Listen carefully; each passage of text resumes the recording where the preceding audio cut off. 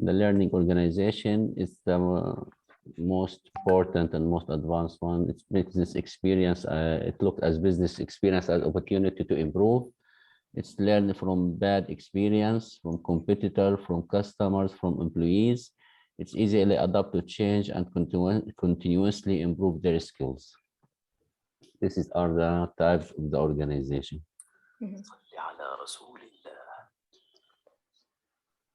Okay. Okay.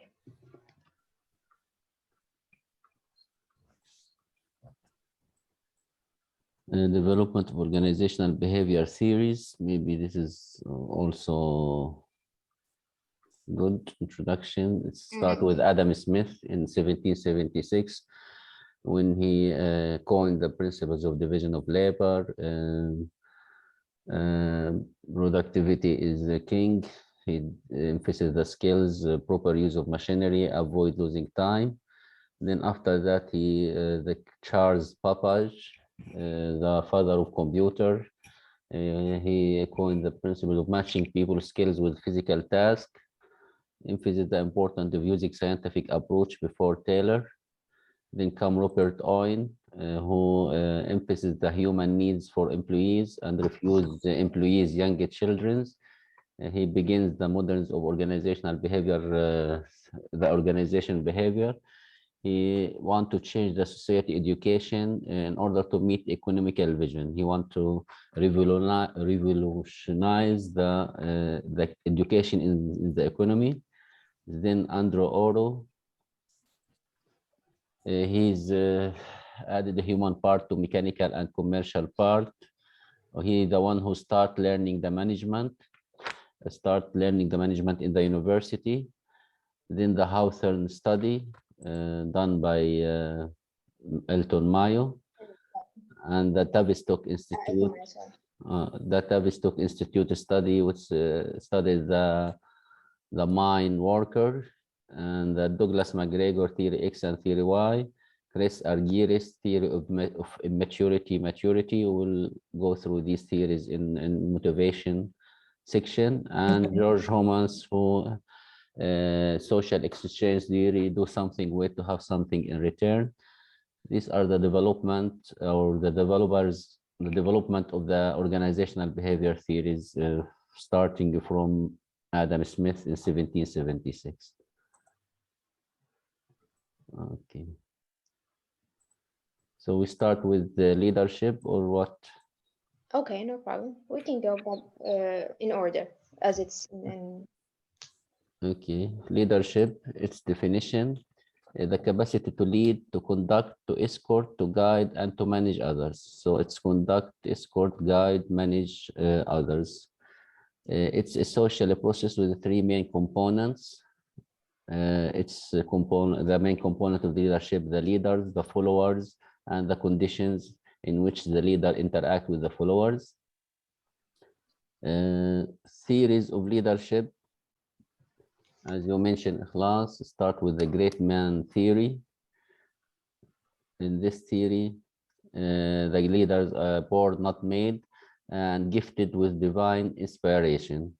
So the great man theory says that the leader are born. You cannot learn leadership. You just either you born leaders or you are not born as a leader.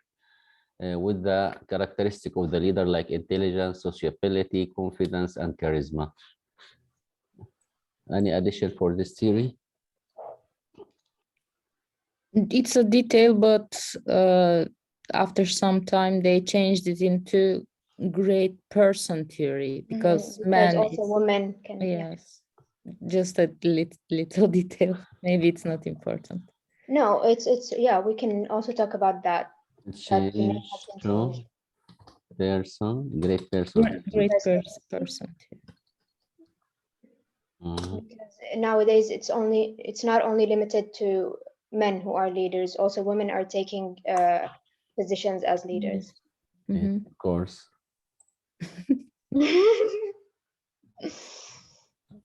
Any other addition?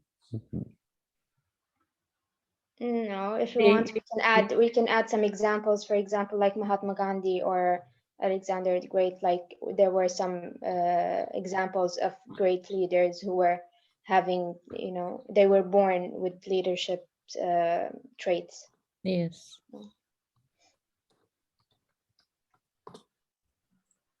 Okay, this is for the great man theory, very simple and very straightforward. The trait theory, it's based on the characteristic of many leaders. In this approach, they scan the characteristics of too many leaders all over the world and try to find commonality among them. So to predict the leadership effectiveness and the characteristics that influence the leadership, the trait of the leadership of the leader.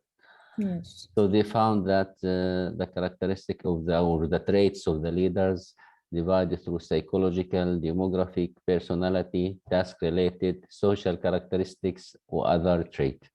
Regarding the psychological traits, it's about appearance, about height, about weight. The demographic, it's about age, educational, socio-economical background, and the personality like self-confidence and aggressiveness. Task related, he is always achievement drive. He motivated to achieve goals and do achievement in his career. Social characteristic, sociability and cooperativeness, and other traits like exert high level of efforts, motivated leadership. He motivates all his companions or the employees working under his umbrella. Honesty and integrity, self-confidence, cognitive ability, knowledge of business, emotional maturity. They found these the traits are common among the leaders they scanned or they surveyed. Any other addition for this? No, that's good. No.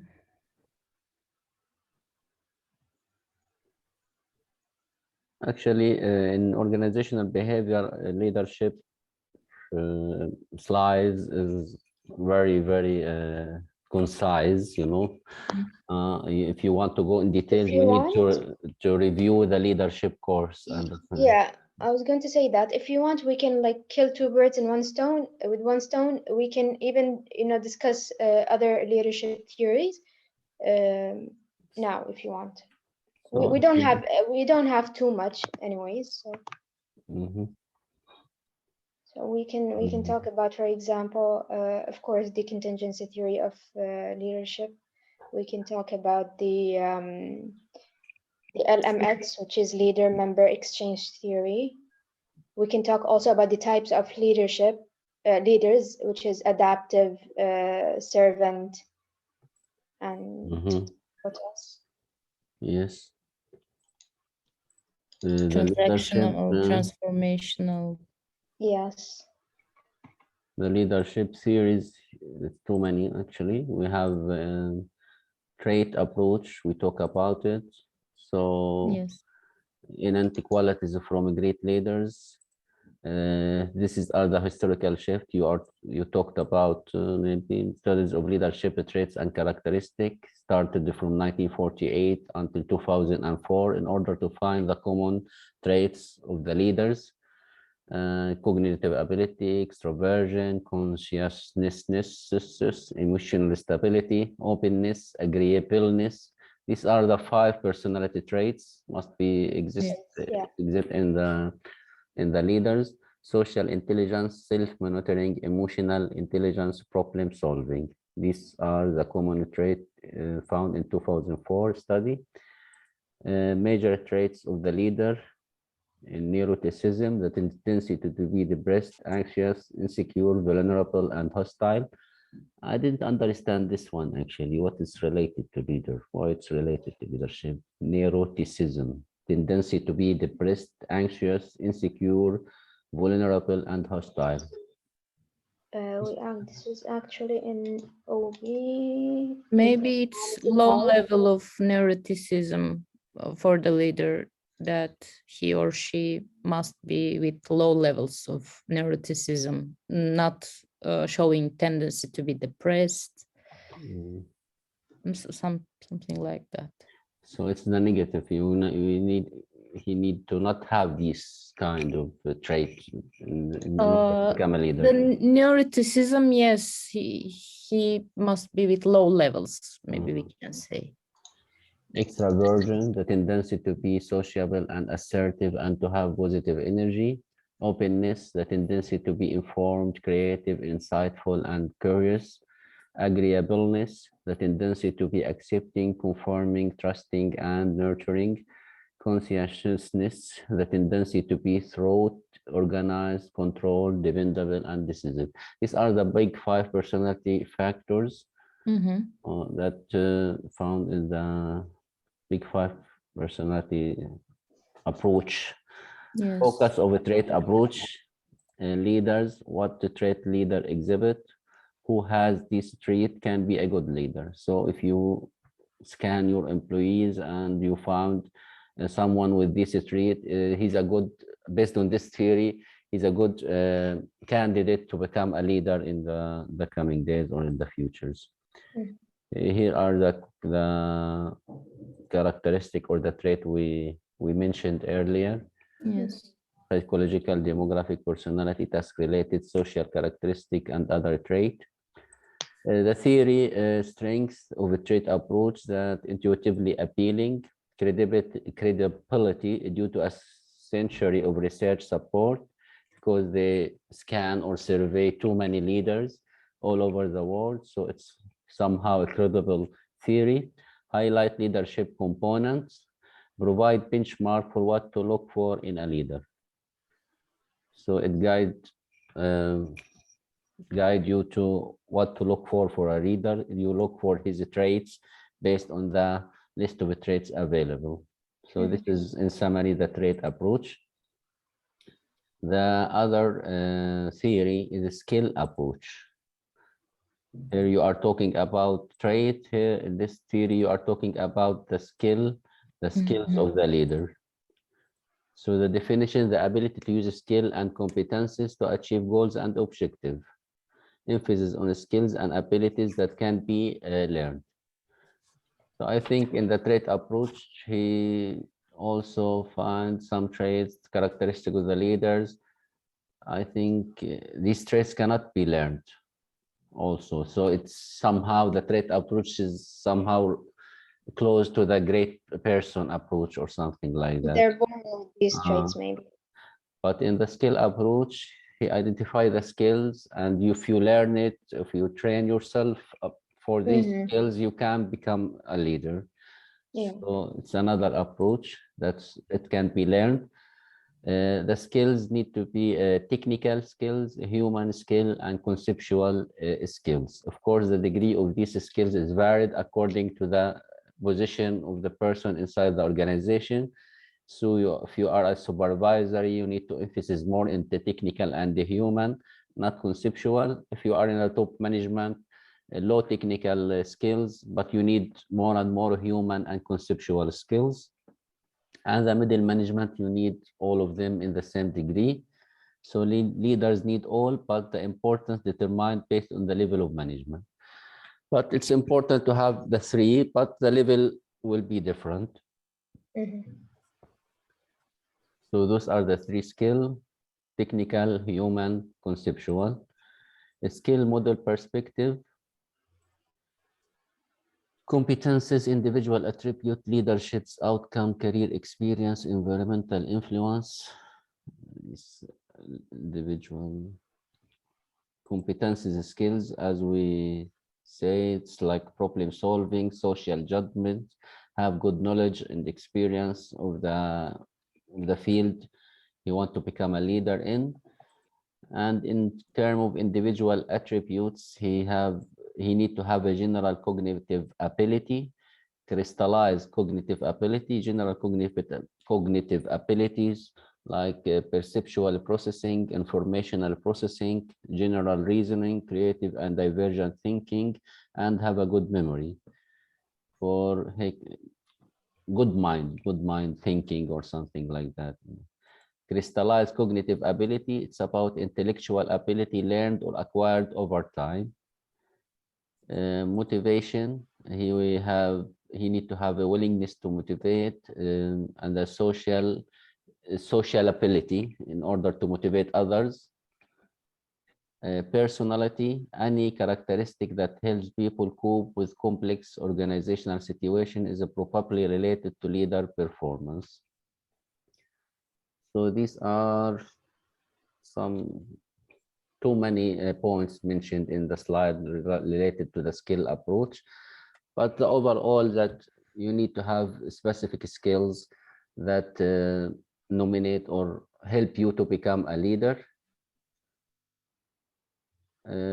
Problem solving, you need to influence, career influence, the challenge assignment, mentoring, appropriate training, hands-on experience, and novelty. So you have to influence others and to have to go for a challenging assignment, to do appropriate training for others, and so on. Environmental influence, like internal and external environment. Maybe it's this one is not well organized because it's very lots of things goes here in the skill approach, but in general it's emphasis on the skills that needed to become a leader. It's focus on gaining skills to become a leader. Leader skills can be acquired, as we said earlier. The strength of this approach, the structure and process of leadership around the skills. Skill approach made leadership available to everyone. Multiple set of skills and effects. This series talk about multiple skills levels, as we saw. Structure consistent with leadership program teaching. So lots of leadership programs that teach leadership based on this theory, because you are talking about skills that can be learned. Most of the training program related to leadership based on this theory, how to acquire these skills, the required skills to become a leader. Criticism for this theory: skills approach made leadership general, not precise. Skills did not lead to leadership.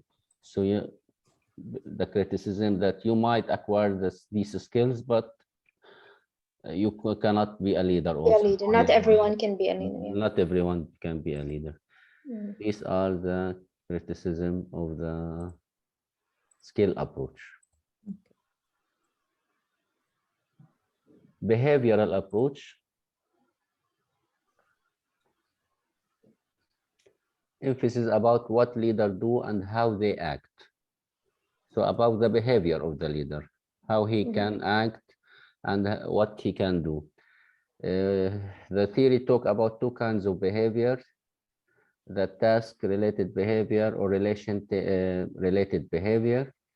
The task-related behavior is facilitate task accomplishment, help to achieve goals, help others to achieve the common goals of the organization or the group in which he become a leader in. The relational behavior help subordinate feel comfortable about the situation. So you achieve goal under comfortable situation. Here we talk about two studies: the Ohio State study and University of Michigan study related to the behavioral approach. Ohio State study, they have a questionnaire with 150 questions. Number of times leaders engage in specific behavior. They try to measure the number of times leaders engage in specific behavior in order to know how they act and why they act like this. Particularly clusters of behavior typical for leader. To perspective, initiate structure and consideration. Link how to relation, initiate structure related to the task, and consideration of others related to the relational behavior. University of Michigan study, employee orientation and production orientation. It's about how the leaders oriented toward employees or toward the production. How leaders help organization to achieve its purpose, plaque and motto, managerial leadership grid. which have two factors. This is, I think it's also good to know. It's related to concern for production from low to high, or concern for people from low to high.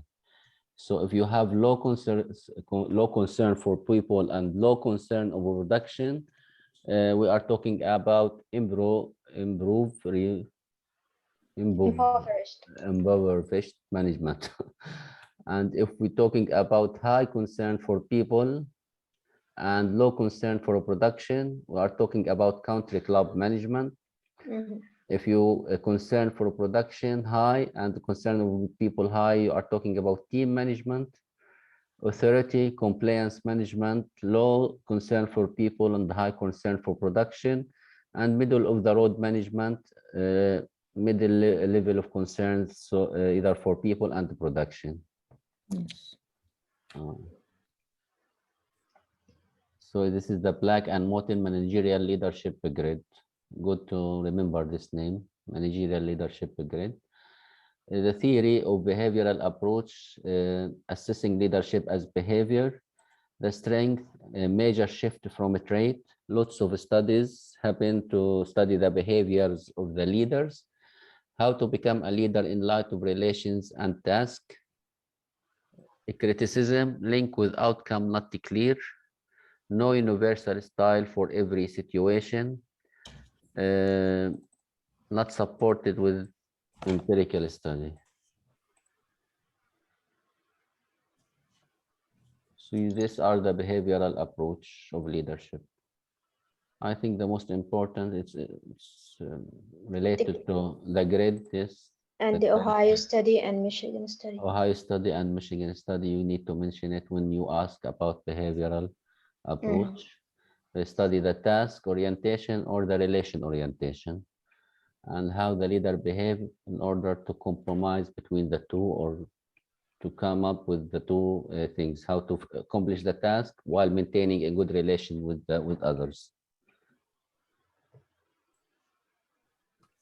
This for the behavioral approach. Any addition in this regard? No, that's good. Yeah. Situational approach. Situational, is it also the contingency? The Or? contingency approach also. Okay.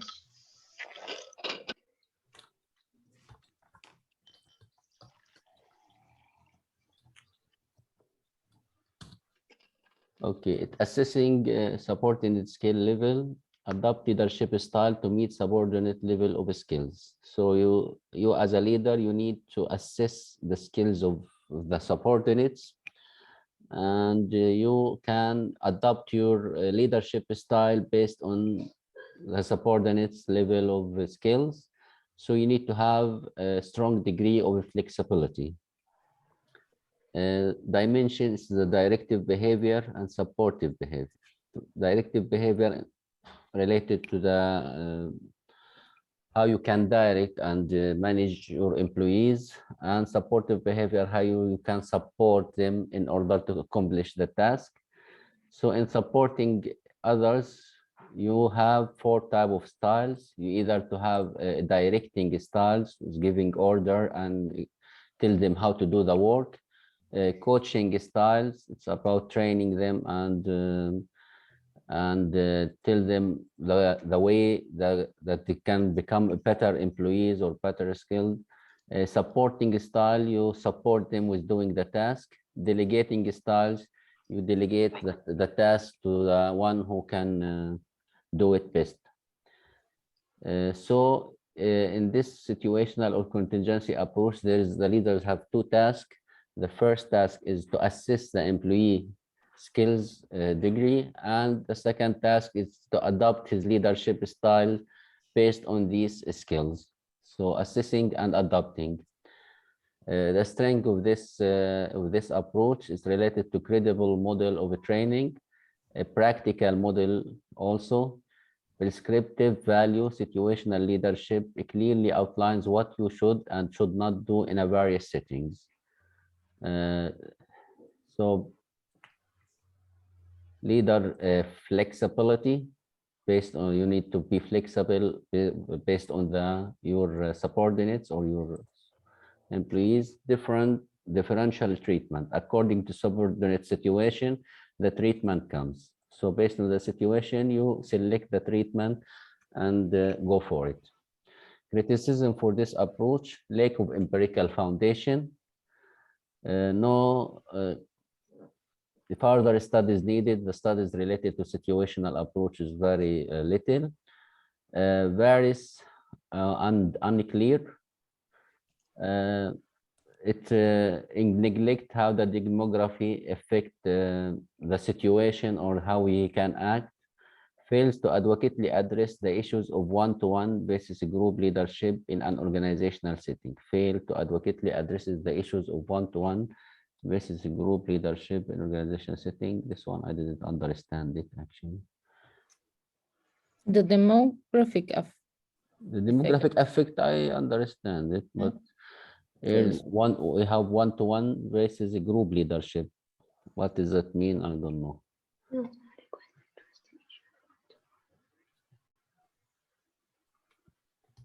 there can be situations where the leader needs to talk with the follower one-to-one, or another situation where he may need another approach for groups, maybe based on the situation, or I don't know. Criticism, like, okay, maybe how you can lead, how you can interact with one-to-one, and how you Yes. can interact with the group, Yeah. because maybe the characteristic, because the main assumption of this theory is you adopt your leadership style based on the situation and the subordinate skills. But in a group context, you have different skills among them. How you can adapt? You can adapt one-to-one. You can adapt your leadership style based on the one-to-one. The other employees, if it's only one employees with specific skills, you can adapt your. But if in the group you have different skills level among them, how you can adapt your leadership style based on the group skills? Maybe they mean it like Maybe, this. yeah, it's too general, the explanation of the contingency situational approach. Maybe it needs to be deeper, like one-to-one and group, something like that. Yes. The questionnaire that used for this theory is biased in favor of situational leadership. So they are questioning the questionnaire that used for building this theory. We can also add here the model which was proposed by Frederick, because it's important when we speak about the contingency theory to speak about Frederick model, which is the least preferred co-worker, where Frederick model. yes, LPC it's called.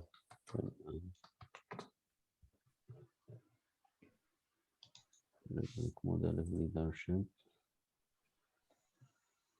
So the model is called the LPC, which is the least preferred co-worker, and the purpose of the model is to indicate who is a task-oriented leader and who is a relationship-oriented leader. Who's task-oriented leaders? Who's relationship-oriented leader? Yes. So basically, people are given like like 16 items, 16 to 22 items with a scale from 1 to 8. So they have to think about a co-worker that they that they don't prefer working with, or they have a difficulty working with, and according to that they scale it. If they have a low LPC, the result is low, then this means that this is a task-oriented leader. But if the result is high LPC, then this means that the leader is a relationship-oriented leader, which means they prefer working with others and they don't have problems working with others. If you have any summarization for this, I will send, for yes, this I one, will send you. I will send you. It's better if you read it later on. I'm just giving you now an idea, so you can take a note. There is also another part of the model of Fiedler, and has 3 dimensions, which are the leader-member relation and the task structure and position power. These member, leader-member relation, mhm, the task structure, and the position power. task structure. So the aim of this model is to determine what, like, when situations are favorable. When situation are favorable. Yeah, situations will be favorable if these dimensions are high.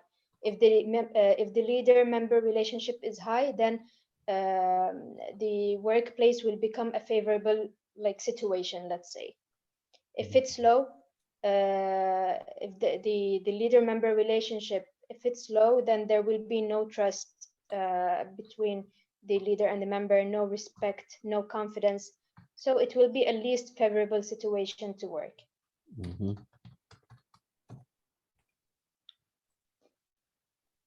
Okay, I took some notes in order to remember it.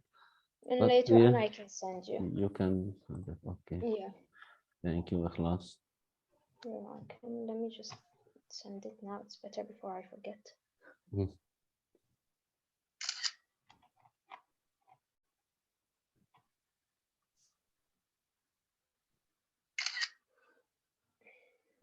Okay, I sent it to the group. Okay, thanks. Thanks a lot. Yeah.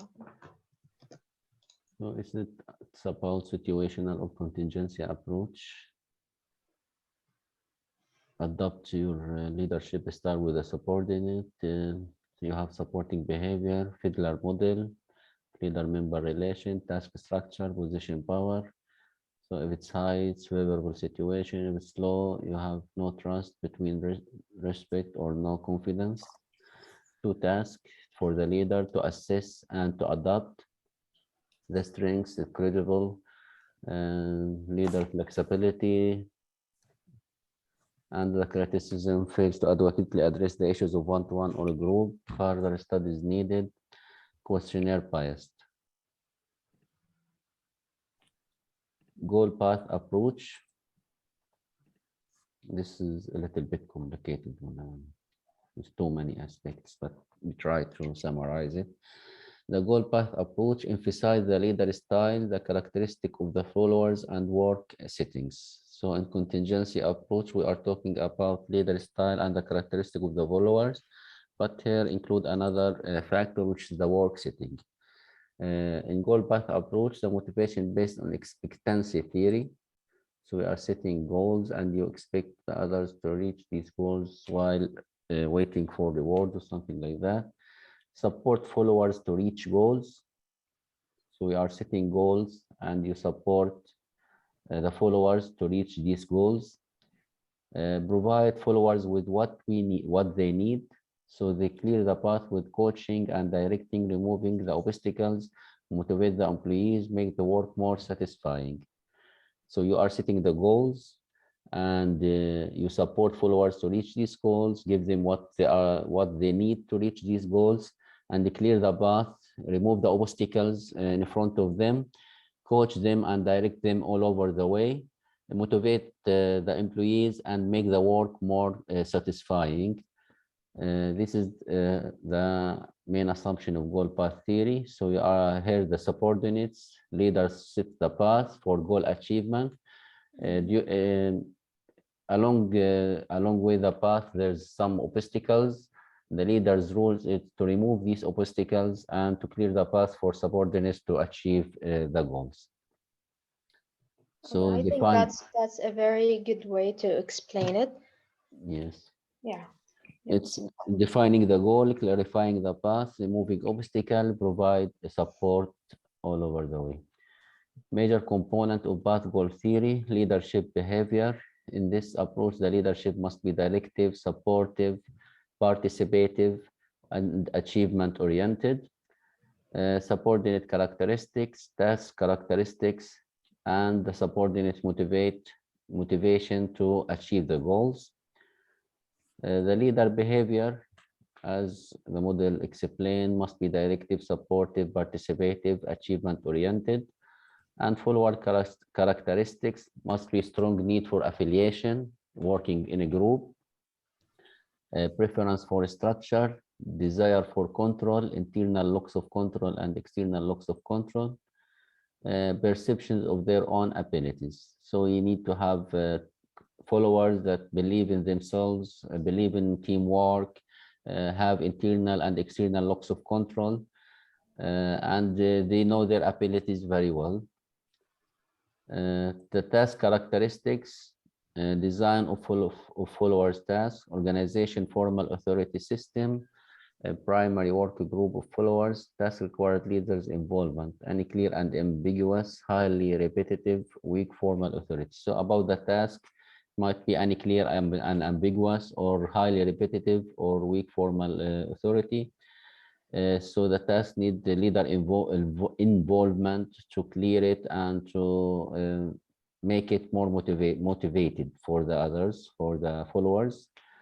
And he need to design the task based on that. So we have followers, we have leader behavior, we have follower characteristics, and we have the task characteristics. But goal theory, how it works, leadership behavior, follower characteristic, and task characteristics. Here's some model we are talking about.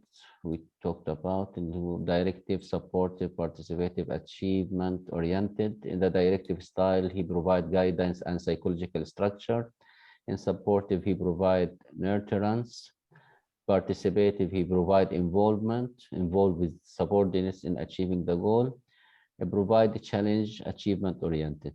Follower characteristic, dogmatic, authoritarian, unsatisfied. When here, I think here when to use the leadership behavior based in the follower characteristics. So if your follower characteristic is dogmatic or authoritarian, you need to use the leadership behavior that is more directive. So if the follower characteristics unsatisfied and need affiliation, need a human touch, you need to be supportive. If the followers autonomous, need for control, need for clarity, you need to be participative. If the followers setting high expectation and need to exile, you need to achieve to become achievement-oriented leader. And here the characteristic of the task related to each type of the leadership. But what if we have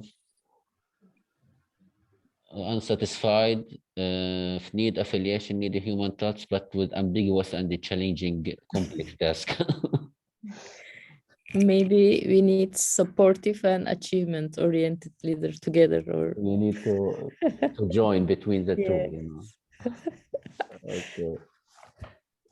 The strength of this approach, useful theoretical framework, integrate motivation, practical model. So he talk about motivation. It's very straightforward approach or framework. The critiques, complex and incorporated too many aspects of leadership. So that's what we're talking about. If you have different followers characteristics and different task characteristics, you need to incorporate different type of leadership in one situation. Partially supported from empirical research. The relationship between leaders, behavior, and motivation not adequately illustrated. The integration or the relationship between leadership and motivation. One-way event in which the leader affects the followers, no other effect. The leaders affect the followers, the other environmental or organizational it doesn't context. think followers also affect leaders. Yes. And the external also conditions are not included in this that might affect the leader and affect the followers. So this is the critique for goal path approach. Also very good one. LMX. LMX theory.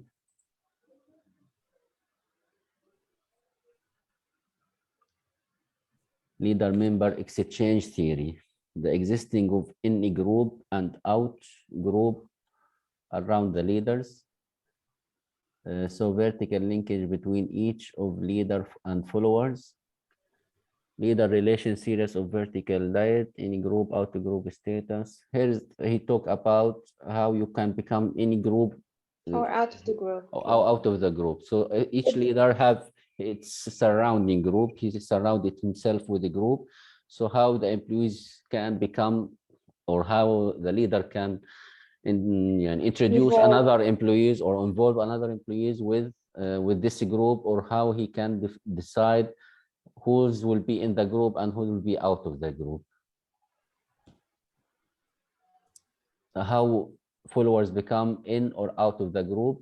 In a group, he have more information, influence, and confidence. This is characteristic. If you are inside the group, you will have more information, more influence, more confidence, and so on and so on, and more dependable, highly involved, and communicative than out of group. So you will be in the position that you will be highly involved and communicative.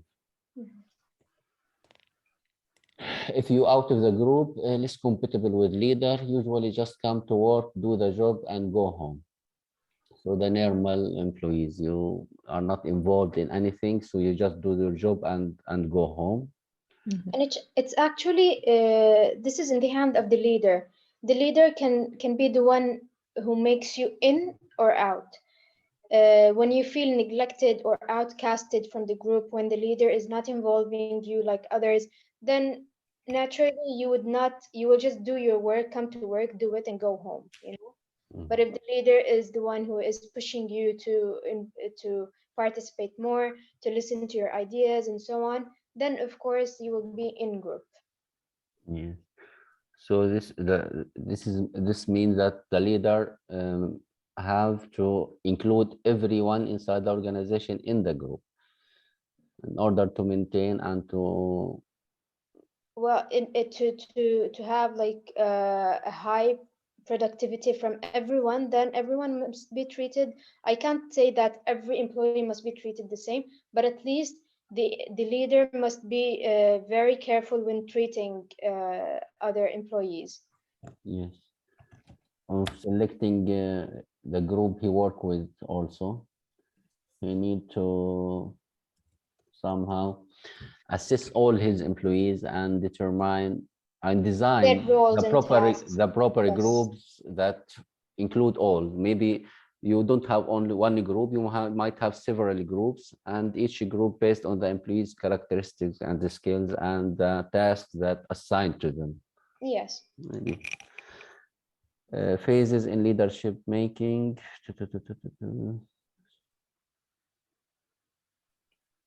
This theory focuses on leaders from special relationship with all followers. Is the special relationship with all the followers. Leaders should offer each followers an opportunity for a new role and responsibility. And this is what we are talking about. Leaders should nurture high quality exchange with all followers. Rather than concentrating on difference, leaders focus on ways to build the trust and respect with all followers, resulting in entire work group becoming in a group. So the entire work group no one become should be in out of group. the group. Yeah. So no one should exert it out of the group. The strength of this approach, experience of how people within organization relate to one another and the leader. Leader exchange theory is the only leadership approach that makes the dyadic relation the enterprise of the leadership process, the center piece. This is the center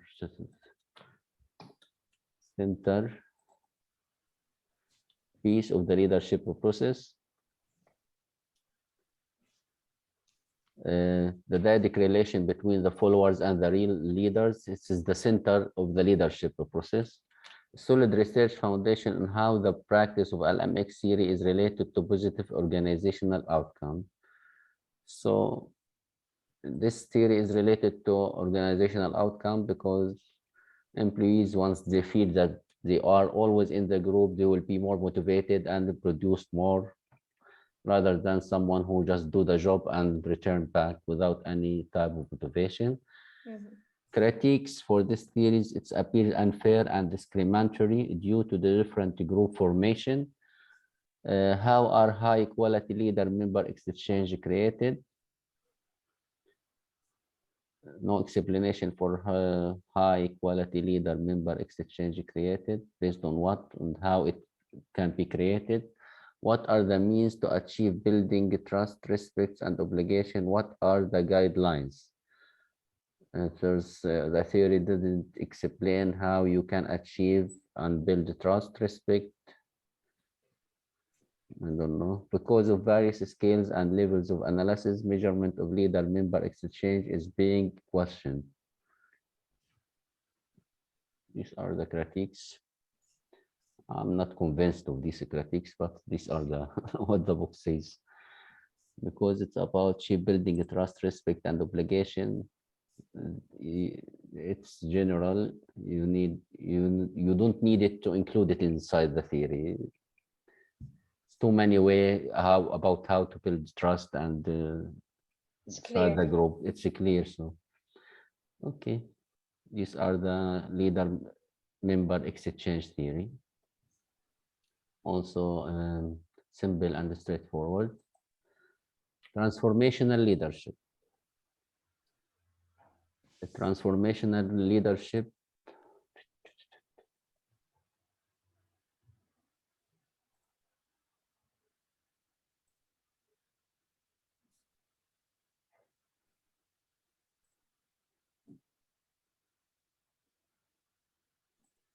description. The transformational leadership is related to how a leadership can create a change inside the organization, how he can influence others to accomplish more than what it is expected. So if you want to change the way the organization work or act, you need to have a transformational leadership, the one who can transform all the process and the mentality of the employees and so on and so on.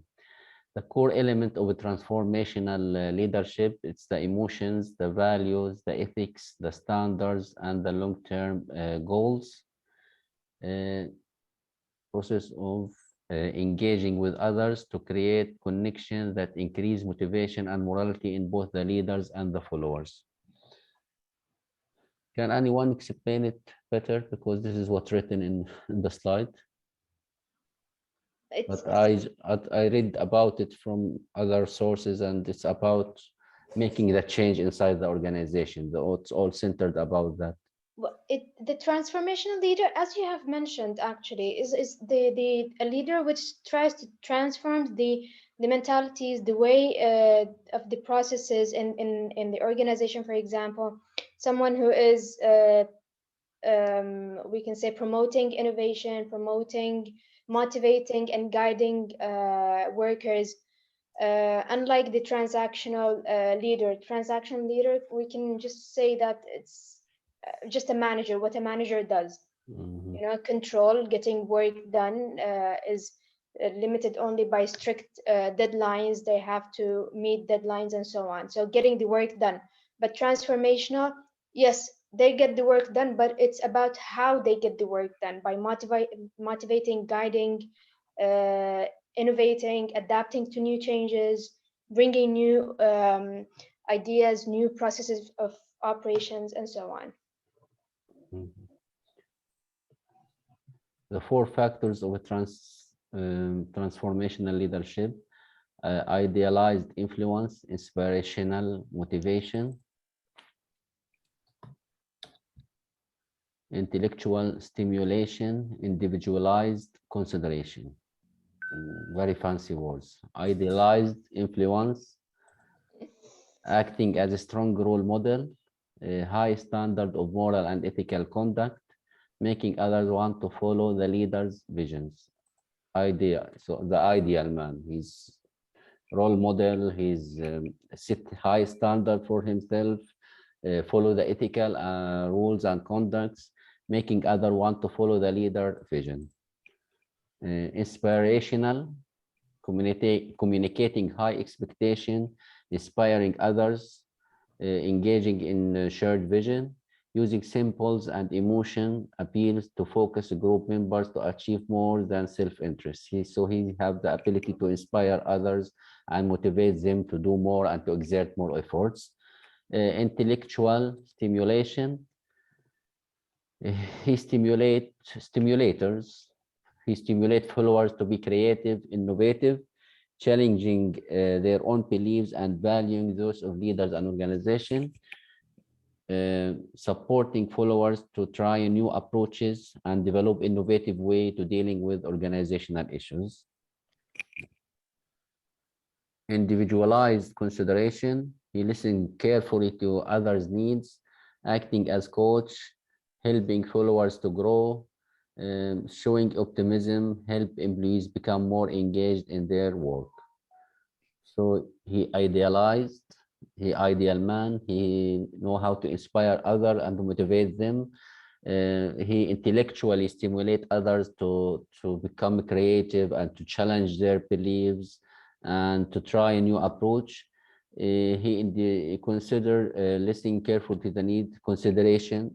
He listened carefully to the need of others and assist them and help them to grow their personal challenges. So he's influencer, motivator, stimulators, and considerates. Type of transformational leadership. We have transactional, contingent reward, management by exceptions. He closely monitor and give feedback, and his feedback might be active or passive. So the transactional leadership, he depend only on the rewards. So if you give me your effort, I will give you rewards. So this talking with employees as a transaction process. Typical, yes, typical. Laziest fear, the absence of leadership. Model of a transactional leadership. Let me improve it. Transformational leadership, as we mentioned, idealized, inspirational, intellectual, individualized consideration. While transactional leadership, he depend only in reward and expect others to perform well based on the expected reward that come from or promise others to do it. So in the transactional leadership, the outcome is expected. He expects the outcome of the others, but in the transformational leadership, the performance become beyond expectation. This is the difference between transactional and transformational leader.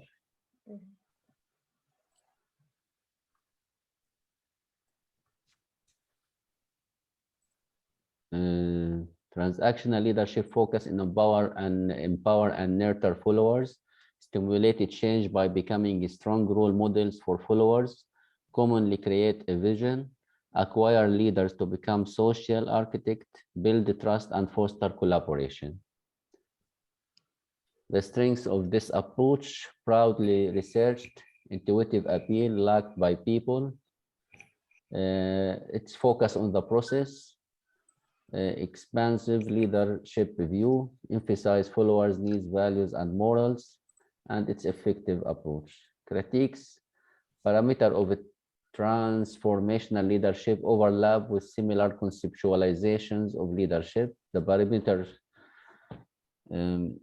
overlap with other theories. Some transformational factors are not unique solely to the transformational model. Not just for this model, can be used by other models. No causal link shown between transformational leaders and the change in followers organization. The causal link between this approach and the change in organization, in the followers inside the organization, not linked, has the potential to be abused. Why? They just want to criticize. Just want to criticize. These are for the transformational leadership theory. Mhm. Okay. Once again, idealize, inspiration, intellectual, individualized consideration. Okay. Authentic leadership, servant leadership, adaptive leadership, psychodynamic approach, ethical leadership, team leadership, women and leadership, culture and leadership. I think the We can other go quickly. Yeah, we can just go quickly through each one. authentic leadership, a pattern that draws upon and promote both positive psychological capacities and positive ethical climate. It is a reciprocal process because leaders affect followers and followers affect leaders. Leaders' behavior is grounded in positive psychological qualities and strong ethics. Four components: self-awareness, internalized moral perspective, balanced processing, relational transparency. Authentic leadership. It's good. If you want, I summarize it in a very simple way. You No can need. start if you have your summarization. You I can- will send you and No, send. Don't send. Try to. okay. Because if you send it, I will read it and summarize it, and I don't want No, to. you don't. It's just 3 lines. I don't like talking too much because these questions are going to be asked in the oral exam. So we Yes, don't of have to course. go and talk about components and critics and I we think just need to tell them what is authentic leadership if yes. they're asked. So authentic, I think we cover all the important leadership theories. yeah. The other theories is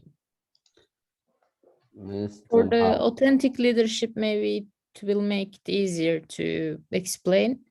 It's just an example like Gaddafi, who was wearing his traditional clothes, and he was showing himself in tents. I don't know if he lived in tent, but just he was showing what he actually is. Maybe this can be like, I don't know what he was doing, if he was very rich in the background, but at least what he was showing is the authenticity, just being himself with his traditions, To be customs, to culture. be transparent, yeah, to be transparent with your subordinates, to like emphasize some elements such as honesty and trust with your build a relationship based on trust and honesty with your employees or your subordinates. Okay. Mhm. The servant leadership from the name. The leader act as a servant for others. So Yes. Put it gives follower, others priorities over their own. put followers first. Work from bottom to top. Interest of followers and their well-beings and satisfaction is coming first. So the satisfaction of the followers coming first before his interest. Key characteristics of servant leadership. Uh, Different study for finding the key characteristics of servant leadership, but in general, serving and developing other, consulting and improving other, humility, um, transforming influence, voluntary subordination, authentic self, Consulting. yes, valuing people, providing leadership, building community, empowerment, and so on. So these are the different studies that try to find the key characteristics of the servant leadership. Model of servant leadership, antecedent condition, context and culture, leader attributes, follower receptivity, servant leader behavior, conceptualizing, emotional healing, putting follower first, helping followers grow and succeed, behaving ethically, empowering, creating value for community. The outcomes: follower performance and the growth, organizational performance, social impact. So you start with the context and culture of the organization and the attributes of the leaders and the follower receptivity. Then you develop the servant leader behavior like emotional healing, putting follower first, empowering others, creating value for community. By developing this behavior, you will have outcomes that increase follower behaviors and the growth, organizational performance, and social impact. So this is for the servant leadership. The strengths make altruism the central component of the leadership process, provide a counterintuitive approach to to be used. Influence leaders should share control. Subordinates are not open to being guided, supported, and empowered. Researcher has resulted in a sound measure of whatever servant leadership. The critiques con the name not leader, concerning with the name not leaders, concerning, I think, Confusing, maybe, confusing, yes. or I don't know. No, it's confusing between the names, not the leader, confusing, names not leadership. So the critics maybe consider this the confusing between servant and leadership. It's the names are confusing. The Mhm. servant is something and leader is another thing. Yes. And maybe this is what they mean. No common definition for the servant leadership approach, contradict with other theories, hence it put the people first, where the production and performance and task accomplishment goals of the organization. So it's contradictory. You are putting the people first, ignoring the task accomplishment and goals of the organization. These are the critique for servant leadership. Adaptive leadership. Maybe it's like situational from its name. Adapting to changes, external, internal changes. Also showing your subordinates how to be able to adapt to these changes as well. That's what I understood. Yes, it's about how people adapt to change, how to encourage a change among many level of organization and individual, and encourage people to do unfamiliar job and do challenging job. There is 4 viewpoints in this approach: system perspective, biological perspective, service orientation, and psychotherapy perspective. Forget about it. Situational challenges. You might face situational challenges like technical challenges, technical and adaptive challenges, adaptive challenges.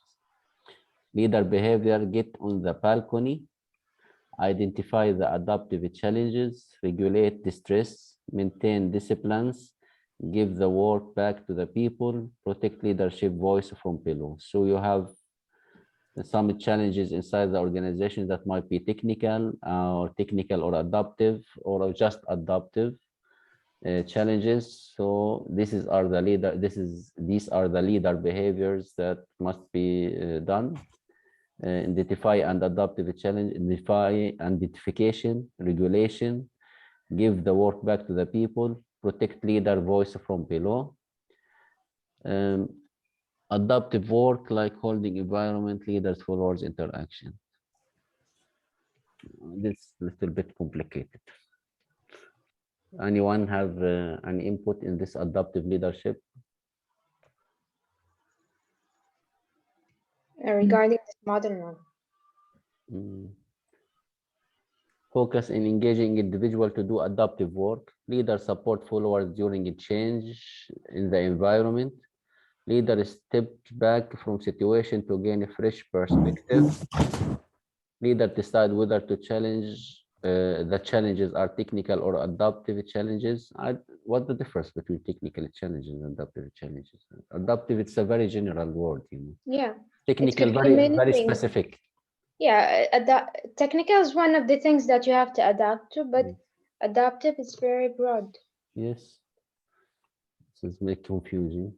Okay.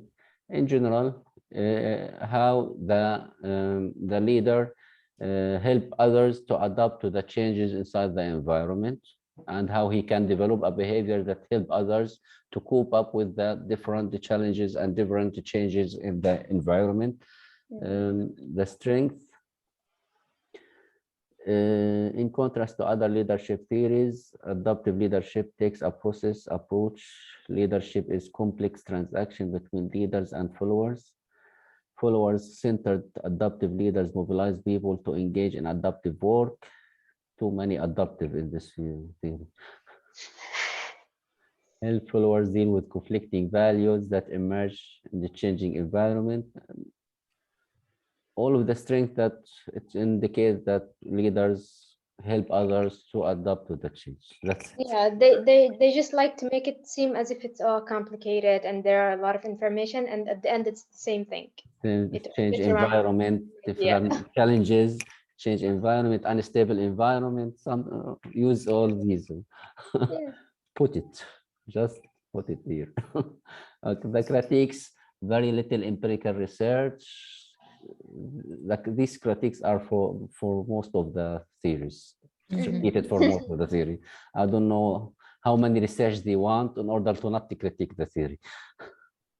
They claim that the model needs to be refined. Relationship between factors need to be clarified. The factors need to be clarified. The relationship between them. And dimensions unclear. How going adaptive work leads to a socially useful outcomes. So if you adapt to the situation, what's the relation between social outcome? Because in the model, he talked about, I think, social issues or something like that. He didn't talk about social outcome. Nice. This is other critique. Okay. So Okay. about adaptive to change. That's it in short. Psychodynamic approach acknowledges that people are complex, unique, and paradoxical beings with rich and varied motivational drivers. So the people are complex, and each one of them has unique merit or unique motivational drivers. This is the assumption of the psychodynamic. The clinical paradigm, there is a rationale behind every human act. A great deal of mental life lies outside of conscious awareness. Most central part of person is the way he or she regulate and express emotion. We're all products of our past experience. We are all products of our past experience. So I think he emphasized the fact that each one is different and emphasize the psychological issues or the psychological characteristics of each individual. And that we have different experiences different. and that each one has can be motivated in a different way. Yes. So you need to study the individual motivators and effectively complexity. People differ in their leaders or followers are not one-dimensional but complex and paradoxical. The people are complex, not one dimension followed by each one. So the motivational pattern that influence others might not influence. So each one has different motivational patterns. Leadership has a dark side, and a success can come from unexpected place. It is not entirely rational. Challenge is to relate psychodynamic theory to other organizational theory. I think no one will ask about psychodynamic. Ethical leadership theory. The ethical leadership theory is concerned with the kinds of values and morals an individual or society ascribe as desirable or appropriate. Definition of ethics.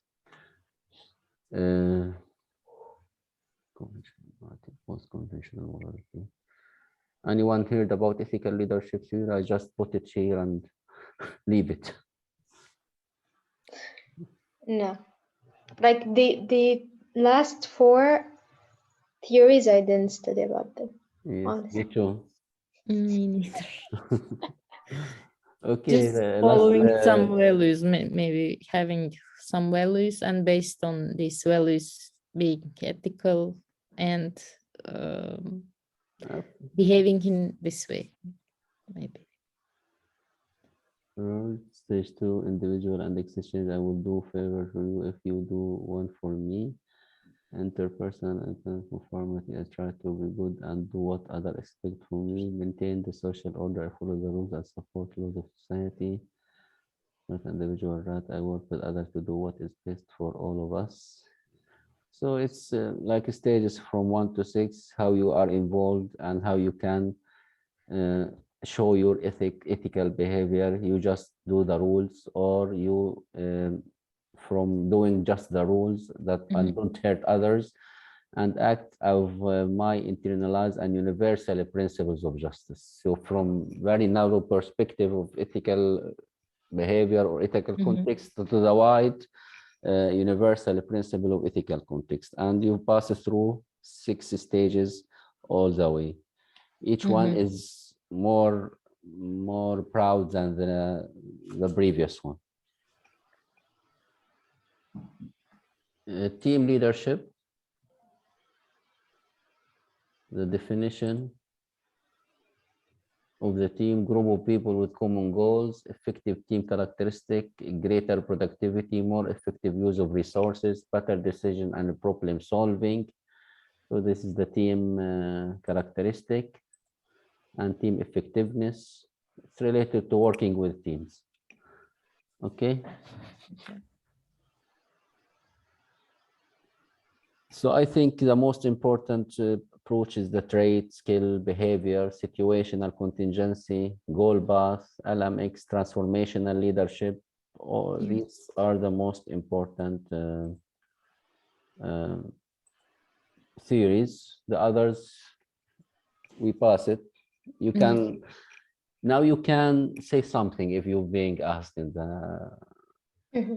the oral exam about it, but the others are the most important. So I think the question will be here. Yes. Yeah. Okay, these are for the leadership. We can go and continue for the motivation because it's very important also. Did you took this course? Leadership? Yes. No. No.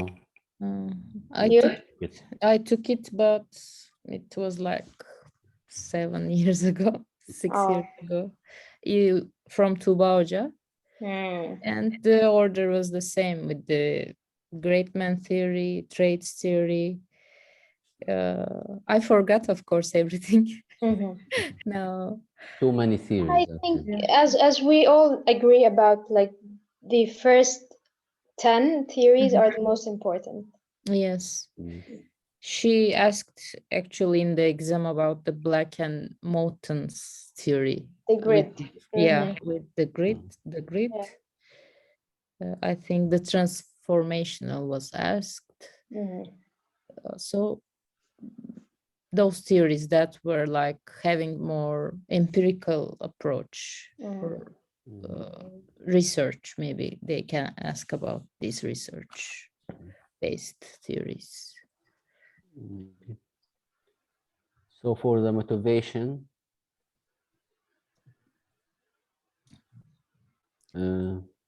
we have the motivation definition is need or a driving force within a person.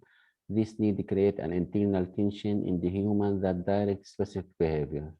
So each human has inside driving forces that create internal tension to direct specific behavior. Driving force, internal tension, direct specific behavior. The motivation definition. Success behavior person get rewards that satisfy the needs. Another, the rewards might be intrinsic reward, individual inner sanctifications, or extrinsic rewards given by another person. So the motivational definition is related driving force internal that make internal tension inside the human that direct his behavior toward a specific one or specific behavior. Another definition, it is the success behavior the person gets rewards that satisfy the needs. The reward might be intrinsic or extrinsic reward. The motivational theory, divided into two types, the content theory of motivation and the process theory of motivation. Yes. Content theory of motivation related to assumption based on what motivate us, the motivators for the human beings. And the process theory of motivation is related to how we can motivate others. So the first one, the content about what motivates us, and the other theory is about, or the other type is how to motivate others. The leaders or the gurus of the content theory of motivation, the famous Abraham Maslow, Yes. hierarchy of needs theory. No need to, everyone is. You wrote it in Arabic. Yes, specialists in order to remember each one of the pyramids. But I failed to remember also. So it's the psychological, the safety, the love, the esteem, and the self-actualization. The person move from one level to another. This is the main difference between, as example, Abraham Maslow and ERG theory. What's the difference between Abraham Maslow and ERG theory? Abraham Maslow suggested that no one can go to the next level until he satisfies the lower level. But in ERG theory, Clayton Alderfer, he divides the needs are the growth, relatedness, existence, Yes. and it's somehow derived from Maslow, hierarchy of needs. So the first the first levels, they correspond the first two levels actually, psychological and safety needs related to the existence. And the other two levels is related to relatedness, the self-esteem and the family and love and so something like that. And the final level is related to growth. Yes.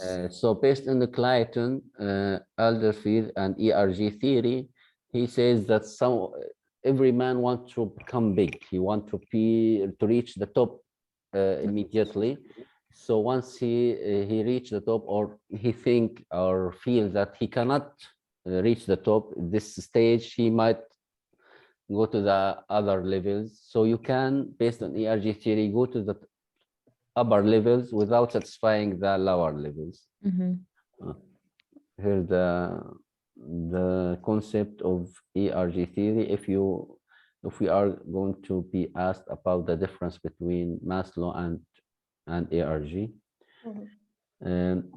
Herzberg, two-factor theory.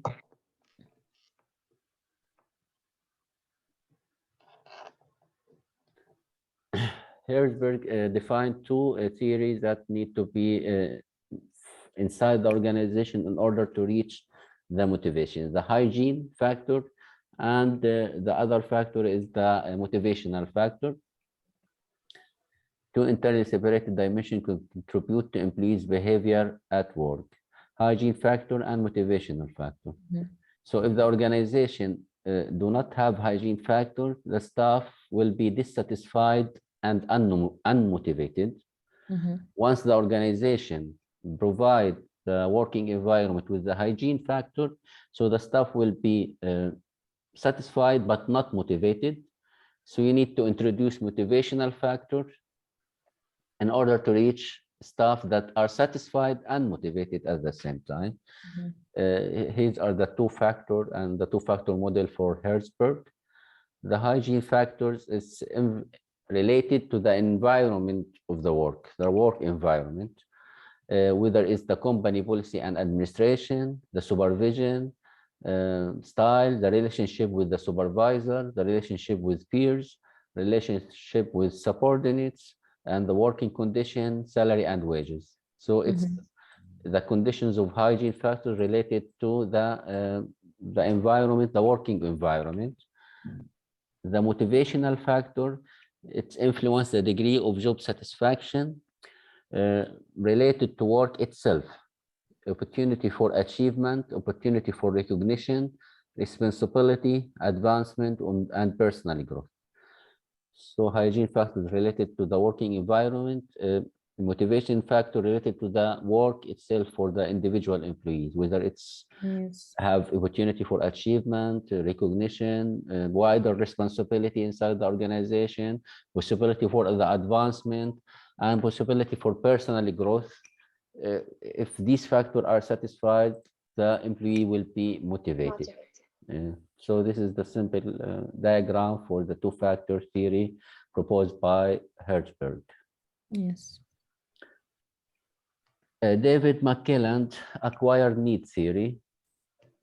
People are not born with these needs. Needs people acquire through life experience. So the more you are going through life, the more your need from the life is increased. And he defined the three needs: needs for achievements, needs for power, and needs for affiliation. So the needs for achievement, employees inside the organization need jobs that in continuous improvement, that they feel that they achieve something. So you need to bring them out of the routine work or something like that. And they become entrepreneurial, to do new things, to do some things that didn't done before. These are the needs for achievement, and the need for power to control others, to influence the process, to guide and lead, and to have heard voice inside the organization. And need for affiliation, work with the group, need to be feel like he is a member of the group, and he work with accepted by the others, and work in a group. Desire to maintain a close friendly relationship. He want to integrate his skills with others. So the organization need to classify their employees based on their three needs. So if you have employees that needs for achievement, you need to design the job based on that, and to assign the jobs that have achievement for those employees, achievement characteristics for those employees.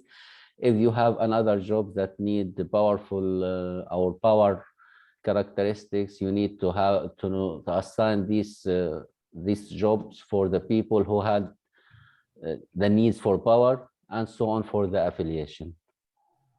So this is the basis for David McKelland acquired need theory. Three needs: achievement, power, and affiliation. Any addition for these theories?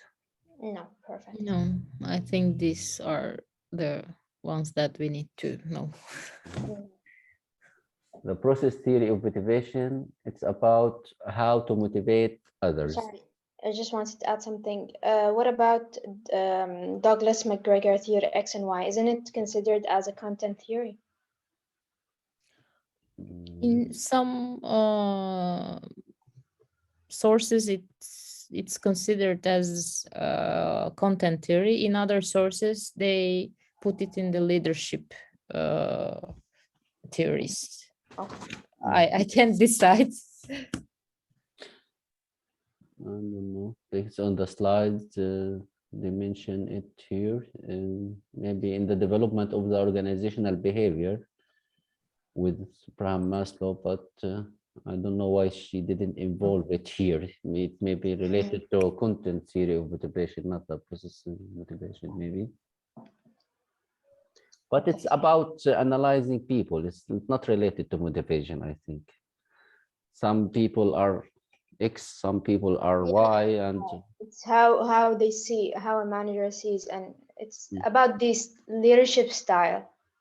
yes, maybe about classifying peoples and classifying people, employees inside the organization, and assign jobs based on in this classification, maybe.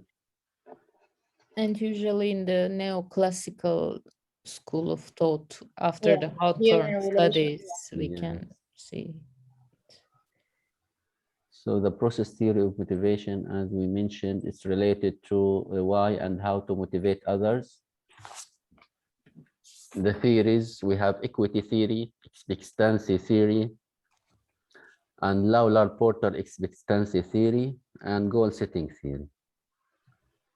Equity theory is related to individual perceive of fairness in workplace. Perceived inequality can lead to change in behavior toward workplace. So the perceive of fairness inside the workplace from the employees. The concept of equity theory is the relationship between inputs and outputs. So every employee inside the organization, he exerts efforts as these efforts are input, and he expects output from the organization toward this effort. So he expects gratitude, he expects wages, his salaries, rewards, or something like that. So the relation between input and output. If the employees, he feels that he is under rewarded, which means that his input is greater than his output, it will affect his moral, affect his productivity level, affect his relation with the organization. If he feels that his input is greater than the output, if he feels that the input is equal to the output, he feels the equity between the input and output, and no harm will done here. And if he feels that the output is greater than the input, he might feel some guilt, or also it's not good situation that the output is greater than the input. He feels that he is over rewarded. This theory focus on injustice, in organizational justice, employee perception of fairness in the workplace. In the organizational justice, we have three types of organizational justice: disruptive justice, individual form judgment for unfair outcome.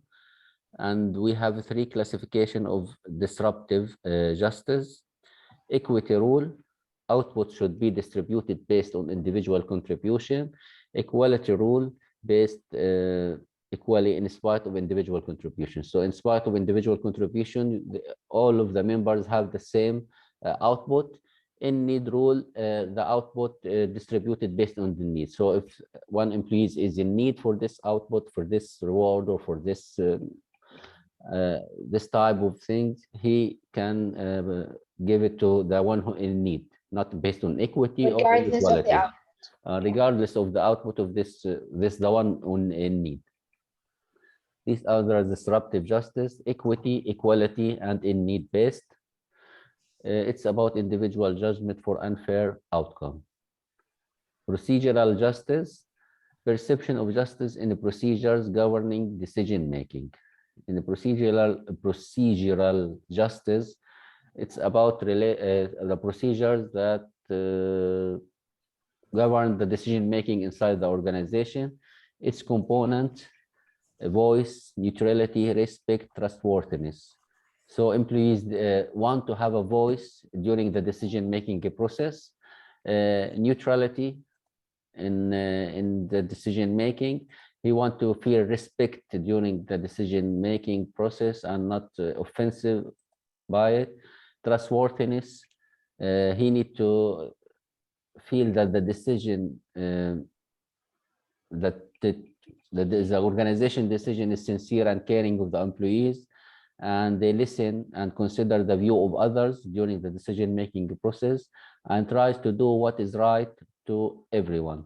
So the procedural justice is related to the procedure in the decision making, and the employees wants that they have voice and they have neutrality. The organization respect them, and they trust the atmosphere of trustworthiness inside the organization. Yes. Interactional justice, I think. The third one. Interactional, yes. Interactional justice. It's,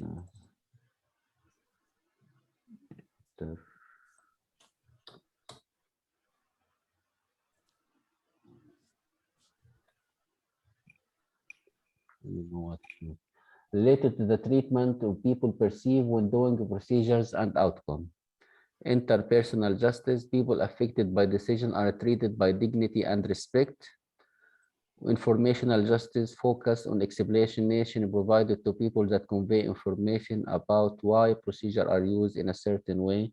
The access for the information. So all the employees are informed about why the decision is being taken, or there is no hidden information about them.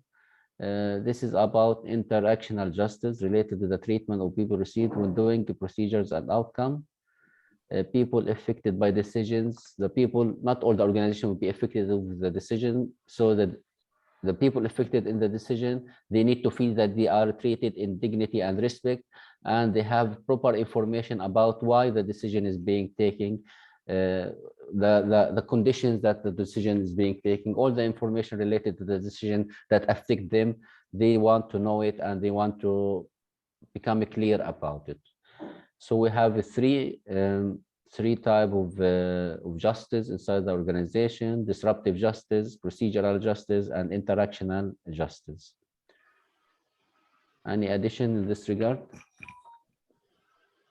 No, just when they perceive that everything is like there's justice, this can lead to positive outcomes like effectiveness, productivity, well-being, health. I mean, they will be happy. But when there is no justice, or at least they think that there is no justice, it may lead to negative outcomes. They may try to they may want to leave the organization, drop, turnover. yes, Increase just turnover. yes, increase turnover, Or increases also absenteeism. yes, yes. So it's important approach maybe for this for organizational behavior. It could be asked. Absence of justice consequences.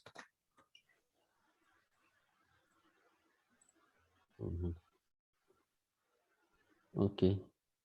This is for the equity theory. It's related to the organizational justice also. So it's a good candidate for Yes, us, because two theories or two perspective need to be mentioned. yes, they are Giving connected. us, they are connected, yes. The expectancy theory offered by Victor V. Rome. Why individuals choose in behavior over another. Motivate toward goals, positive correlation between goals and performance, which aim toward reward that satisfy the effort. So it's related to why individuals are behave in a certain way or in a specific way based on the goals and based on the reward that satisfy the effort. The component of the expectancy theory for Victor V. Rome: expectancy, instrumentality, variance. These are the three main components of this theory. The expectancy, what the resource and the training and supervision they need to outperform in order to reach the goals. So they expect that these resources and the employees expect that the resources will be available. They will have the proper training. They will have the proper supervision in order to outperform or to reach goal. Instrumentality, expectation about the reward being achieved based on manager word. Manager should ensure that their promises must be satisfied. Serving, so the employees in this approach, they are serving as instrument in order to reach the ends goals. Ends taken from supervisors, the end goals or the goals that need to be reached is taken from the manager. So the manager need to be care about the words that given to the employees and make sure that he is honest and the promises will be satisfied. So employee exerted effort, and in their mind they visualize the output and reward based on the exerted effort. So after listening from the supervisor and feeling that they are an instrument to reach this goal, in their mind they dream of the output and the expected reward from the based on the supervisor promises. The variance, what employee value about rewards. So the variance is related to the rewards that will be given to the employees need to be valued from the employees. You cannot give them a reward with less value for them. So you need to know that the rewards that given to them are valued from their point of view. Actually, I think Victor,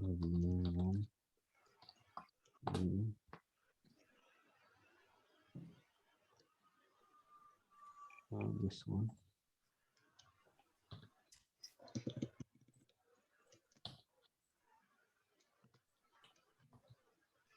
Okay. Let's see, performance.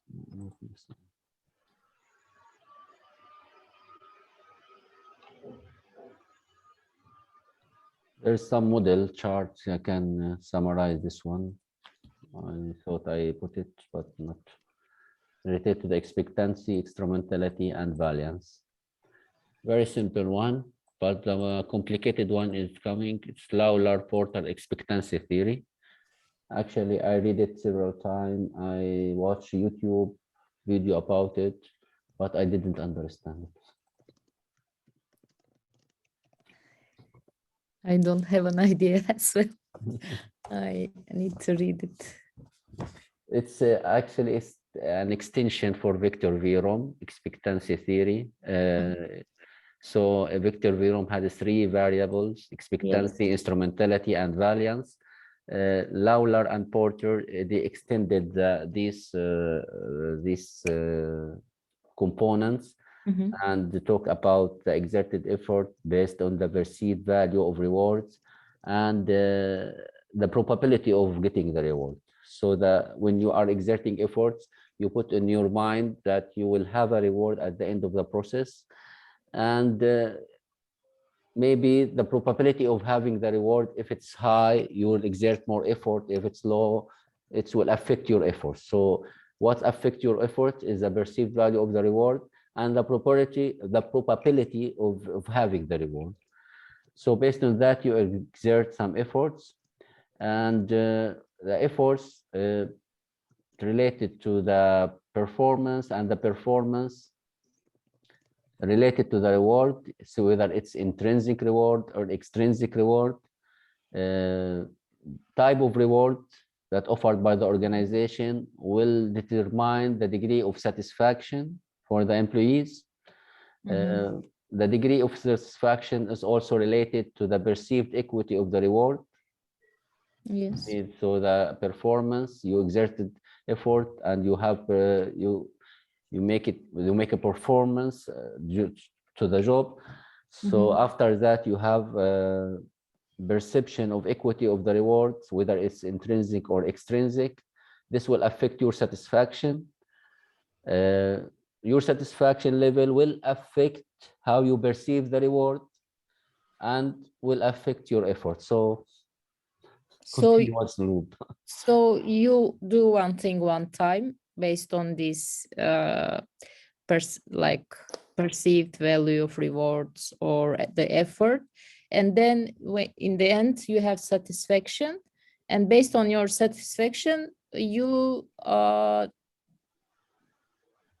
make choice if you want to do the effort again or you don't, something like this. Or yes, this is the loop. More simply, here the perceived value of the reward and the perceived effort rewards probability is related to the expectancy factor of Victor Vierom, and effort and performance relate to instrumentality, and satisfaction related to the variance, maybe what employees values about the rewards, whether they are satisfied with the reward or have equity, receive perceived equity about the reward. So it's related to how they value this reward related to the variance. Rule, perceptions, and ability and the trait, there are additional factors maybe for perception and abilities and the traits. Okay, I will check it, and if I find something easier, I will send it to you. Actually, I searched the best one here. There's a YouTube video. He described Okay. this one. I can send it to you. But Yes, yes, please. you can review it. But I think it's a little bit complicated. And one of the critiques actually for this theory, it's very complicated. And if the organization want to follow this model, it cannot actually, if they want to measure the degree of satisfaction based on this model, it will take a long time and took some long process to take measures from this model, you know. The other theory is goal setting theory. Goal setting theory is the relation between the difficulties of the goals and the performance of the employees. If the goal is difficult, the goal difficulty is it's a challenging and required effort. So maybe it will become more motivating to employee to exert more effort. Is the goal specific, clarity and precisions of the goal? So if the goal is specific and clear for the employee, it will motivate them to accomplish this goal. Goal acceptance, extent to which accept a goal, the employees, the more acceptance for the goals, the more effort and motivated to achieve this goal. And the degree of commitment for the goal commitment, individual person interest of achieving the goal. How the degree of commitment to achieve the goal. If you have a higher commitment, so you will be high motivation for the employees. Yes, okay. This for the goal setting theory, goal difficulty, goal specificity, goal acceptance, and goal commitment. Is there any other additions for content and the process theories of motivation? No.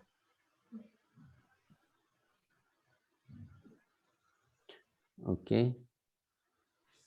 Where is the motivation? I think the question will be either in leadership or in motivations, mostly. Yes. Also, personality types is also important. Personality? Types. The 5 personality types. Not only this, we have also personality types by Jung. I don't know his name exactly. Is it included in the slides of Pelise Hoja? Yes. Wait. Maybe it's here. No, it's here. Can you remember the name? Just a second. Check decision making or other employee empowerment. I don't know.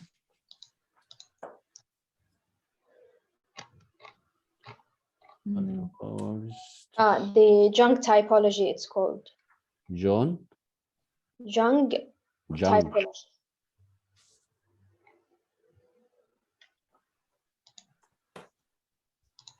Okay. Regarding the power of the organization, inside the organization, definition of power, capacity that one individual X influence the behavior of individual Y to do as X want. Ability to get something done the way the person want. It includes the ability to gather human and resource to reach goal. The power is related to ability to gather human and resource to reach goal. It is essential to leadership and management function. The power is essential to leadership and management functions because it's all about getting people to do to work together and to do things, achieve goals. Authority and power, authority from position in organization. The difference between authority and power. So authority happen based on the position. Once you have higher position, you have higher power. Power can happen at any level. And you can have both. You can have the power and you can have the authority. Types of power: charismatic power, related to the charisma of the man. The expert power, related to one. If you have expert in the field, so based on his expertise, he will gain power. Reward power, the ability to give reward. And coercive power is the ability to impose or to have punishment power or something like that. Legitimate power, it's about legitimate. It's That like the comes from the founder of the authority. company. Yes, if you are the founder of the company, as example, you will have this count of legitimate power or something Yes. like that. So these are the type of power: charismatic, expert, reward, coercive, and legitimate. Yes. These are related to the power. Short slides and straightforward. Employee empowerment before decision making. Employee empowerment is about provide employees with the autonomy and control over their day-to-day activities. So you give them a freedom related to how to do their work. It's about delegation of power to others. So you empower people by delegating some tasks to them or some decision making to them. Management by exceptions, all the issues resolved within the department, only exception go to supervisor. So inside the department itself, you have the power to resolve any issue related to your department. Just exceptions goes to the supervisor. Job characteristic model, it's important and it's mentioned in different areas. Empower the employees by designing the job for each one based on this model, the job characteristic model. Core job characteristic must be have skill variety, must have task identity and task significance. The characteristic of the job. Skill variety, you need to, each job need to have different skills. You design the job to have different skills in order to accomplish the job. The degree to which the employees identify himself with the task, this is the task identity, the integration between the employee and the task, and the significance of the task for the organization. Autonomy, it's about the freedom to schedule the work and to do the work based on free plan. You can plan your work. And the feedback, the organization must have a feedback loop that ensure that the employees will have information about the final outcomes and how they perform during the job and the task accomplishment. A critical psychological status, if you have skill variety, task identity, task significance, you design the job based on the three characteristics, you will have experience meaningfulness of the work. So the employees will gain experience during doing these jobs, and they have a sense of meaning for the work, and the outcome of that will be high internal work motivation and high quality of work performance. If you design the job with the autonomy, freedom to schedule the work, the status of the employee will become more experienced. They have more responsibility of the outcome of the work. So you are free to do the job as you want. So what the feeling, I am responsible over my work and I have responsibility over the outcome. High quality work performance that will be in this regard, and high work and job satisfaction. If there's a feedback from the job, it's a knowledge of the actual result. You might participate in some task and you don't visualize the final product that comes from this task. If you involved and you have feedback about the final outcomes and you part of this outcome, so you will reach knowledge of the actual result of the work activities. This will lead to low absenteeism and turnover of the employees. They feel that they are part of the organization. So these are the important factors of the job characteristic model: job skill variety, task identity, task significant, autonomy, feedback, and the result or the outcome if you design the job based on these characteristics. This about employee empowerment. Okay. some effects about employee empowerment, which is related to Behaviour effect. If you ask what the Behaviour effect, it's about having big expectation from the employees and the supervisor. If you have employees under your supervision and you have big expectation from them, you will maybe this expectation is exceed their skills level or something like that. So you will be disappointed at the end, and you will have some issues related to your relation with the employees. So this is the Behaviour effect. Galata effect is There's related also, I'm sorry, there's also the reverse. the reverse. Yes, employees Yeah, the big expectation expectation of from, employee to employer. yes, this is the Behaviour effect, the two direction approach from supervisor to employer and from employer to the supervisor. The Galata effect, employees big expectation from themselves. So each employees will have big expectation from himself, and sometimes he cannot perform based on these expectations. So issues will happen. Golem effect, it's about bad expectation from employees, and the supervisor had bad expectation from employees, and based on that he make distance from them and become more far from them. Regarding communication, he won't communicate with them in a very continuous manner. Walanda factor, thinking of losing. It's Walanda factor when you have bad issues in your mind and you think When you're all the thinking time, negatively, you think negatively, of course. If you you think that, attract negative outcomes. yes, but for me it's totally the opposite. When I think positively, I get negative Get results. negative. When I think negatively, I always get better results. I don't know, maybe thinking negatively will force you to exert more efforts or something like that. This is a reverse Walenda factor. Yes. Why they done? Okay. Valenda Zaydan Walenda, factor. Walenda the opposite. So this is for the employees empowerment, the definition of empowerment, delegation, management by exception, everything inside the department, only the exceptional things goes to the supervisor, how to design the job in order to empower employees based on the job characteristic model, skill variety, task identity, task significant, autonomy, and feedback. The effects by Gamalian effect, big expectation from supervisor to employee and other vice versa.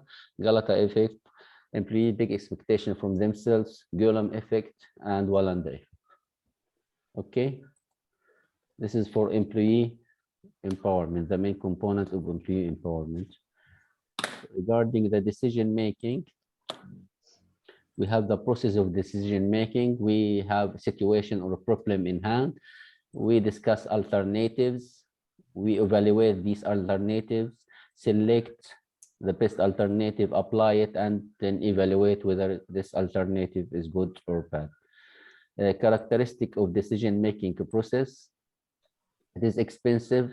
It's based on rationality. It's future oriented. A plan will come out of this process, and problem solving issues that come will decision making process. It all related about solving the problems. The type of the decisions, hierarchical decisions. We have technical and or managerial or institutional. We have time-bounded decisions, whether it's a program or any program. You can classify decision based on hierarchy, based on time, and based on who make the decision. So the decision maker could be individual or a group. The type of decision, the style of the decision making, it is a directive, analytical, conceptual, or behavioral. Directive, it's very simple, very fast, one or two alternatives and a quick one. Analytical, it's carefully analyze the problem, gather data, and just consult the data and and the situation assessment. He didn't consult anything, another person. He just consult the data in hand, and he come up with the best decision. The conceptual, he relies on data, but he consult others. So in conceptual style of decision making, he consult data and consult people. Behavioral, he talked to others. He didn't rely on data. He talked to others and tried to investigate the problem based from other information, how they communicate this problem. The concept of bounded rationality, when there's unreliable or limited information, the brain capabilities might not be able to digest the problem and come up with the best solution, and the time might be bounded. So you need to have decision within a specific amount of time. You don't have the free of time. The technique of decision making, the fishbone. Yes. Yes. Fishbone. I think we faced this one before, or we know about fishbone. When you put the main problem and you made the main cause of the problem and the sub causes of the problem, like fish. Pareto analysis, 20-80 rules. Framing effects, positive or negative. Actually, they are talking about the technique, but the framing effects is how you Something frame Yeah. something else, you know, It's how not your a- vision of it, not a technique of decision making. Mhm. Group decision making, and group decision making has some advantages. It's equality because it's based on different ideas and different perspective. Innovative, you have different alternatives to solve the problem. Since the decision came from the group, so you have group commitment, you have motivation and the training. You train the group to take the decision. Disadvantage is waste time, it's slower, make conflict. This is the group decision making, brainstorming, and Gordon techniques. Brainstorming, it's clear, and Gordon techniques about the moderator collect peoples and they provide them with basic information about the problem. He didn't give them detailed information and about the problem, and try to initiate creative thinking from the group. These are the decision-making process, characteristics, types, whether hierarchical time or make, style, directive, analytical, conceptual behavior, the bounded rationality principles, the decision-making techniques, fishbone, Pareto, group, brainstorming, and Gordon technique. So here we finish leadership, motivation, power, decision-making, and employee empowerment in a rush. The Yes, specific and topics. also I sent you the personality lecture that Iklas mentioned about types, personality types. You may add it among the lectures. Okay. I copy it in order not to forget about it. I think up to here, I'm going offline slowly. So The specific topics is very problematic issues actually, because we have too many topics. Yes. And Yeah. also Yeah. newly add to these topics some other topics. Yes. I don't know how we can deal with it. Too many. Maybe for the justice, for the citizenship, for the commitment, for the, you know, cynicism, alienation. yes, the absenteeism, we can study more. I mean, like their definitions and the dimensions, yeah. And for the others, just some information. So maybe will be the important will be organizational justice. We already yes. talk about it. Organizational Citizenship. citizenship. When the employees identify himself based on the organization, Yes. when he proud of working with the organization. They Alone- do work more than they are supposed to do. Mhm. Things that are not within their tasks, but they do Yes. it because they feel they're part of the organization.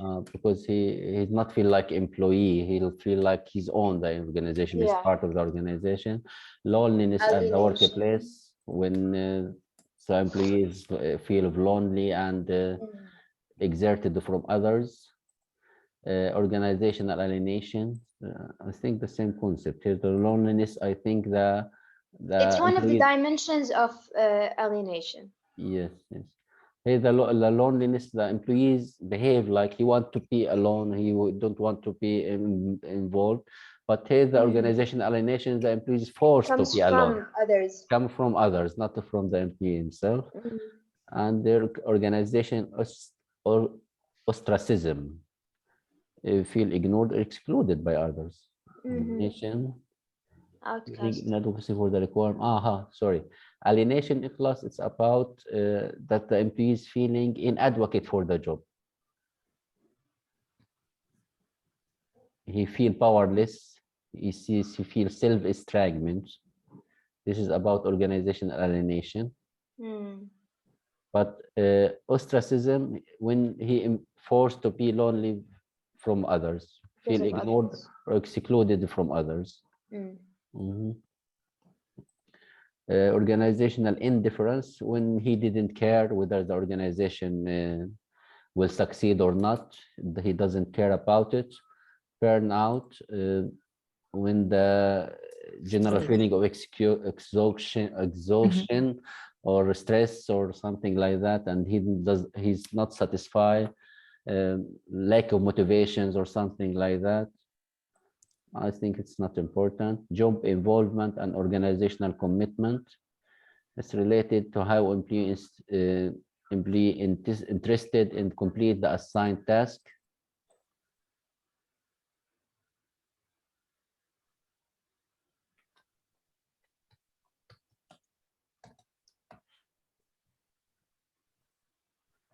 The extent to which employee interested in completing the task, feeling responsible to finish the task assigned. Here the involvement, organization commitment, strong belief in organizational goal, willingness to exert efforts. It's like citizenship. I think it's somehow the same. Organization identification, extent employee define themselves as a member of organization. It's also related like organization citizenship. The feel of oneness with the organization, he's unite with the organization. Employee motivated to contribute with collective interest, commitment to do the job and to be happy with the organization that I'm inside this organization. So in the identification, loyalty somehow also related to identification and citizenship, how much you are loyal to and committed and engaged and In good satisfied. and bad times, they wouldn't just go and leave the organization. They will stick with it. He stick with the organization in the bad times. Organizational engagement. It's about employee perception that their employer value what they bring to the table and what they do for the organization. To how extent he engage with the organization and he feel himself that his voice is heard inside the organization. A state of emotional and intellectual commitment to an organization or a group. Engaged employees stay, say, and strive. The design of the job is related to how much the employee will be engaged. So if the organization will design the job, the employee will engage more. Organization agility, it's related to flexibility of organization to adapt to the change. Organization deviance from organization norms and values, the extent to which organization set norms and values and how much it's comply with these norms and values. Organization cynicism. This is important also, I think. Yes.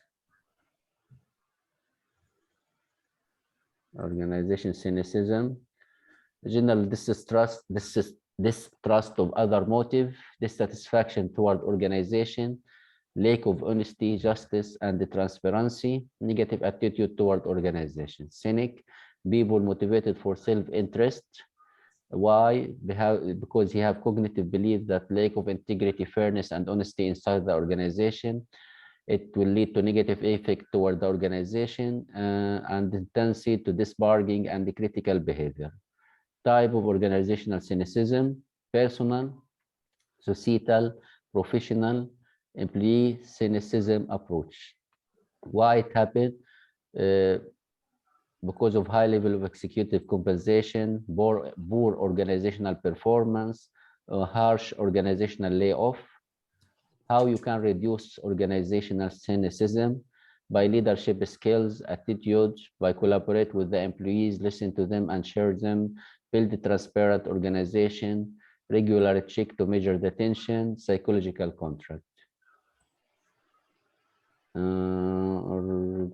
Agility, we talk about agility, loyalty, engagement, agility, organization deviance, organization silence. When you do not have silence within the organization, it may be beneficial or it may be harmful.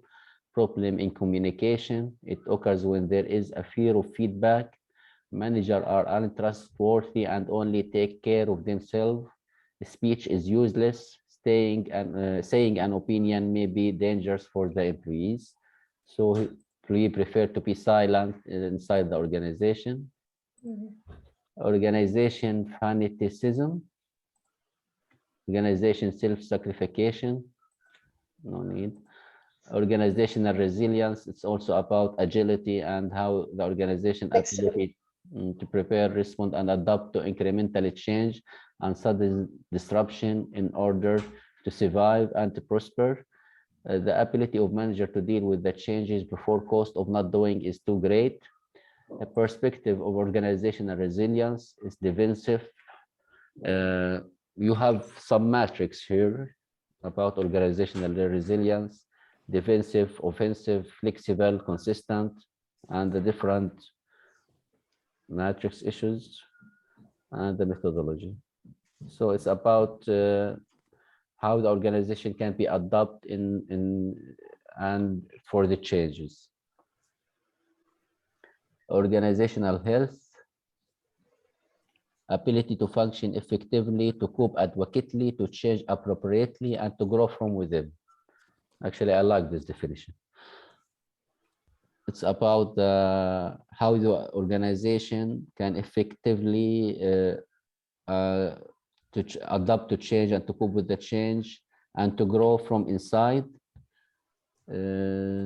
Dimension of organizational health, it's about goal focus. The organization is focused on the goal and the communication advocacy, optimal power equalization, resource utilization, cohesiveness, moral, innovativeness, autonomy, adaptations, and problem solving advocacy. These are the measures of organizational health. I think if you have high marks with all these dimensions, so the organization health will be improved. Whistleblower, it's about assigning someone to predict or to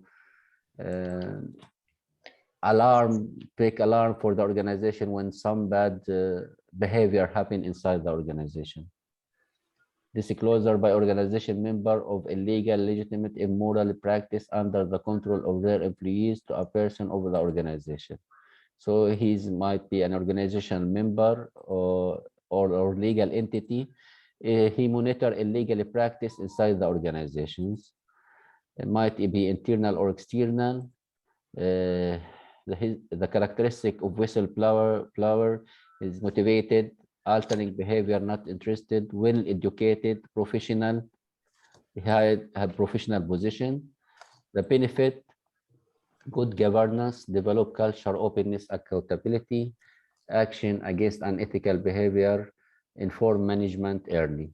How to protect whistleblowers through code of ethics, job security and hotline, professionally deals with issues raised by whistleblower. So you need any issues proposed by whistleblower to deal it with professional manner. Procrastination, it's about to delay or avoid to implement a work. If it's related to procrastination and work, you need always to delay the work because of difficulties, because it's not appealing for you, because it's ambiguous, or because it have no deadline. So if you lack of deadline, so the procrastination will occur. Is it a focal task or dependent task? So if it's not a focal task, the procrastination will increase. Is it related to reward system or not? These are the procrastinations issues. Mindfulness, factual awareness of the present experience. Mindfulness, I didn't understand it.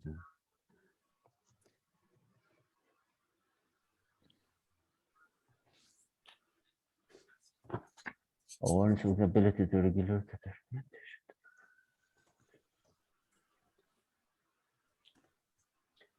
Open-minded, maybe.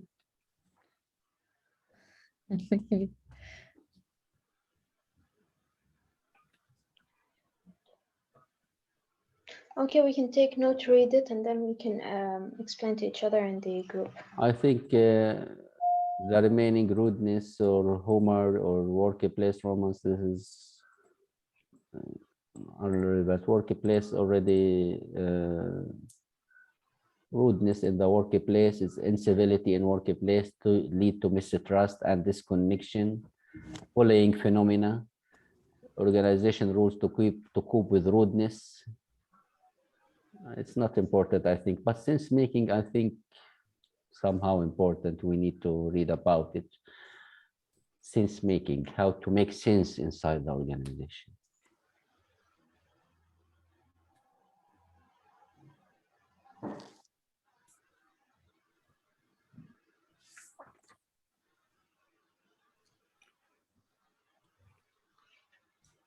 These are the topics.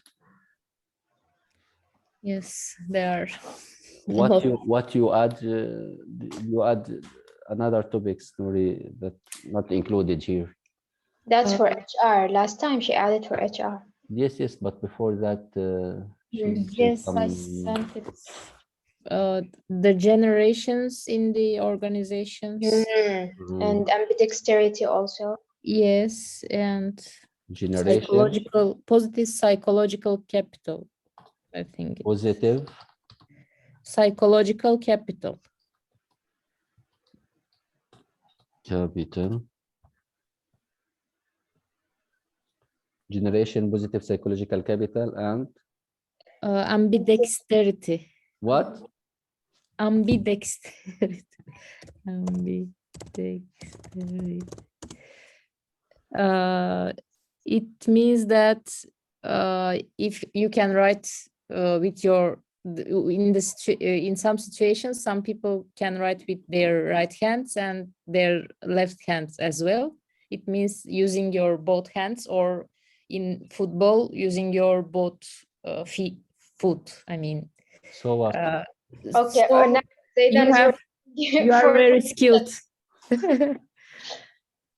You are very skilled, and you can explore the environment, and you can explore your inside your organization. I mean, your skills. It's the combination of both. It has two dimensions, as you said, exploration and exploitation. Yes. Exploitation is the ability to use the resources you have in an effective way. Yeah. And exploration, as she mentioned, the ability to explore new things and to be able to adapt to it and cope with the changes. Yes, I don't think it will be asked in the written, but in Just case, an idea. just in case in the. Okay. What about the generation? It's the difference of age. Yeah, you have according to ages, you have traditionalists, and then you have baby boomers. And then generation X, Generation, yes, yeah. millennials. And how they, but their differences, how they perceive work. Manage, Some are very task oriented, others are innovation oriented, something like that. Some are very knowledgeable about technologies, for example, Generation Z.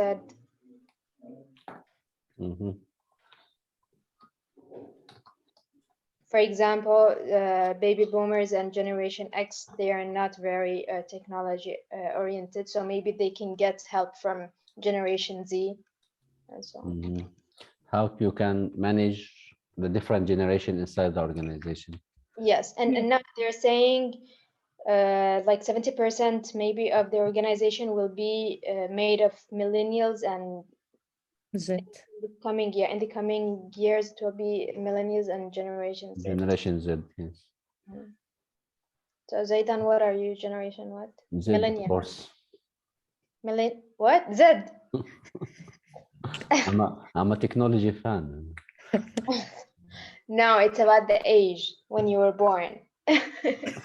No, it's about the mentality, not about the age. I think we're all millennials, but there's a difference. Yeah. I'm the youngest millennial. Okay. What about positive psychological capital? It has 4 dimensions, I think, which can be, they wrote like it like hero, hope, employee well-being, I think. No, it's not. Just a second. Hope, efficacy, resilience, and optimism.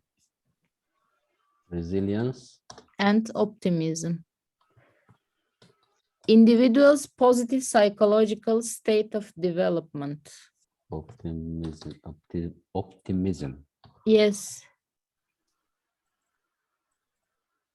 Individual's positive psychological state of development. So it's a famous theory. If they ask what is positive psychological capital, be like hero. Yes, hero. I Oh, don't that's have it. much details. I need to read it, but I don't know why they use it. By the way, Tuba Hoja just sent in the group that the pioneer of the resource-based view is going to make tomorrow. tomorrow. Yes. Will be hosted in YouTube, so maybe it's good if we Yeah, and for the exam, we may have this question. It feels weird sometimes that they host people that I think that they already died, but they're still alive. Still alive. Henry Mintzberg, Henry Mintzberg, the guy is 80 and he's still, I was surprised when I saw him. Mashallah, he's still making research and writing books at 80. Yes. Enough with the research. He marketed, study all of them. during the interview, he marketed his books, his new books. Yeah. Strategy Deserts and other books. Good for him. Hopefully we will reach this level, part of this level.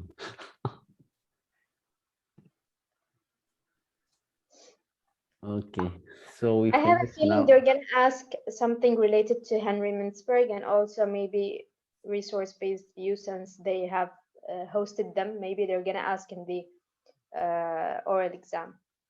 Mintzberg is more related to the system theory, I think. System theory.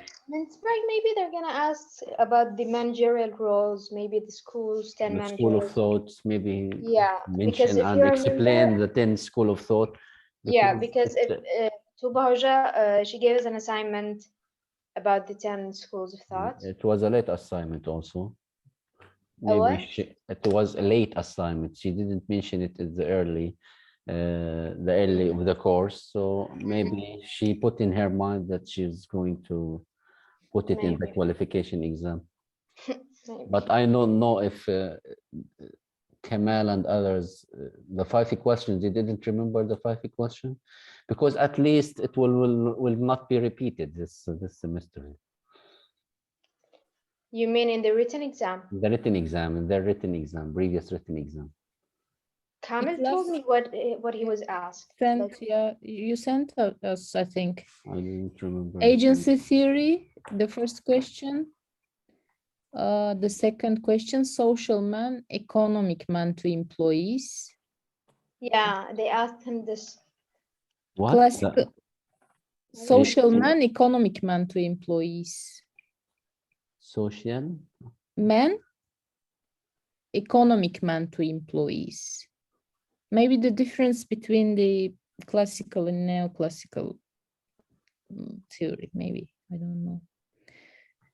And the third question is classical theory and contingency theory differences. They asked him very simple and straightforward questions. Yes. And I'm talking about the written exam. yes, yes. Yeah, in the written exam, yeah. They talk about agency theory and the classical theory. Yes, they asked him, Kamil told Iklas at least. And the fourth question, directional strategies of corporate, those growth, stability, and retrenchment. Strategy. Directional strategies. I memorize it very well, please, because I expect that it will What is be the it? question. The directional strategy, growth, stability, Growth, retrenchment. stability, and Oh my retrenchment. God. So Those they want to repeat it. horizontal Like and the longest steps ever. It doesn't end. and Henry Fayol's 14 principles. 14 principles. Yes. Oil, not the tennis school of thought. So they will ask us about the tennis school of thought. So maybe in the written exam they will be more I'm concentrated. sure they're gonna on- ask about the principles.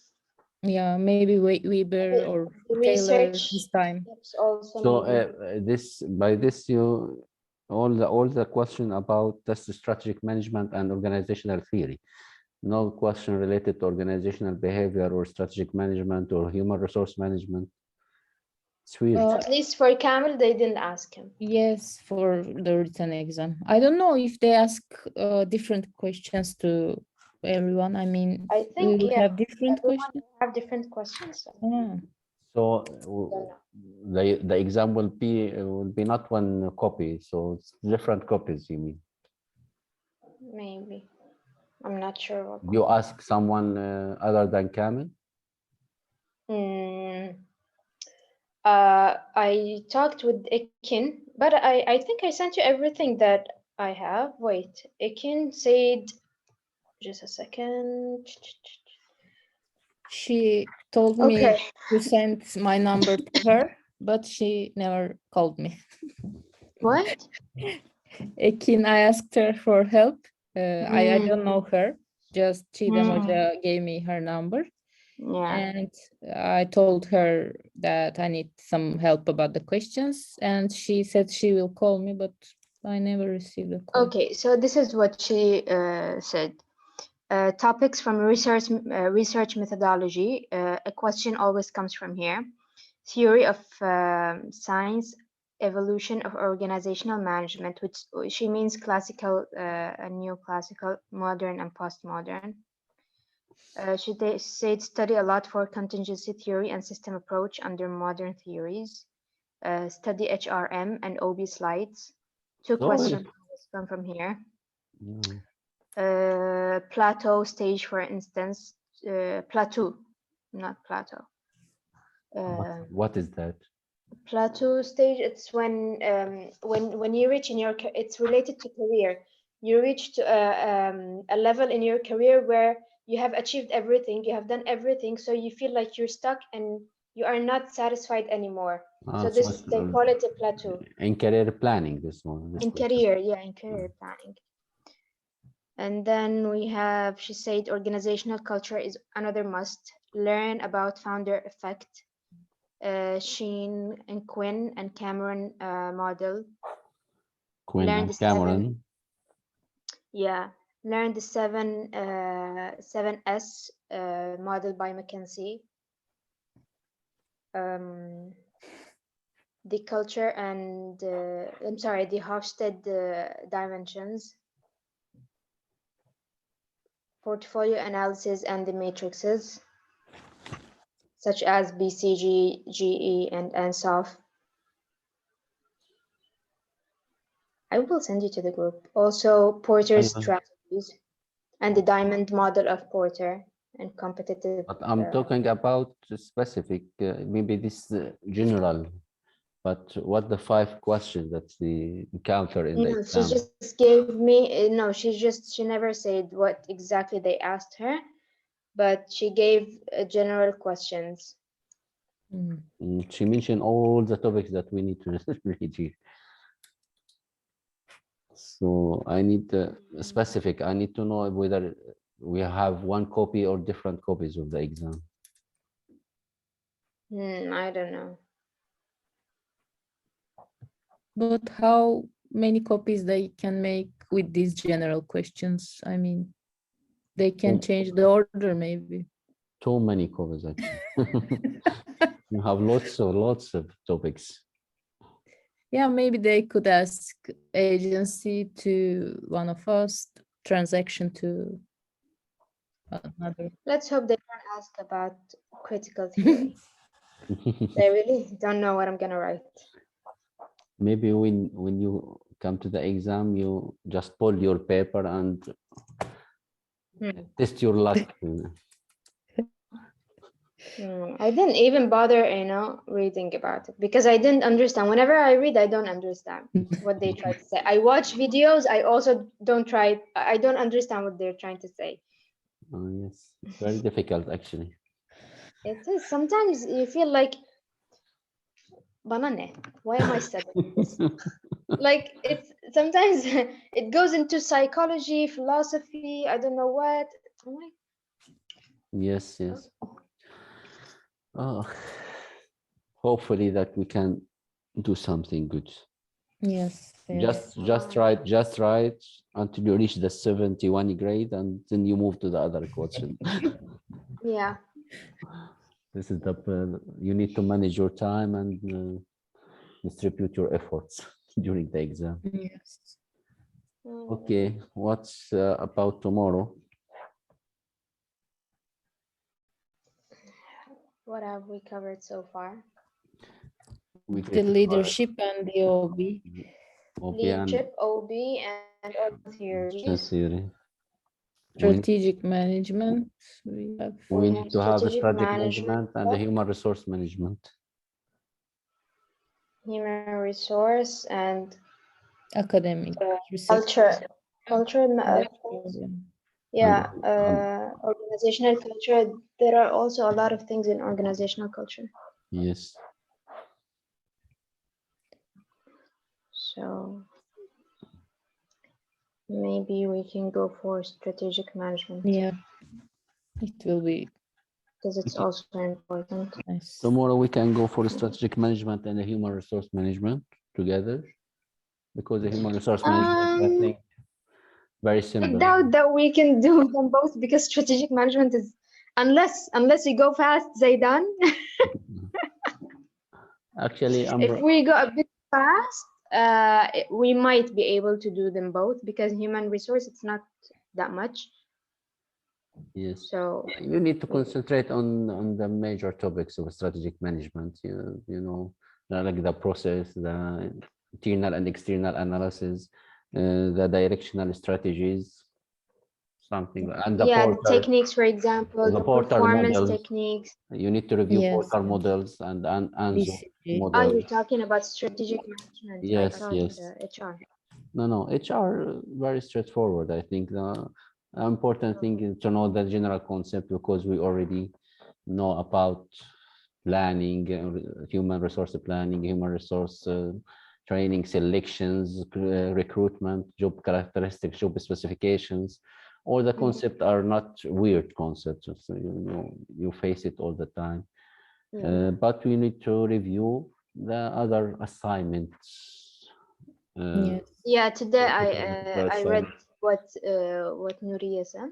Actually, it's also very easy, Yeah, it's not very easy hard. concept, not hard to remember or to just know the general concept, and you can write anything about it. Exactly. Mm. Okay, see Okay, you. then. So then see you tomorrow. See you tomorrow. Okay. See you then. Thank you for. Thank you for everything. Okay. Okay. See you. Bye bye. Bye. Good night. Bye.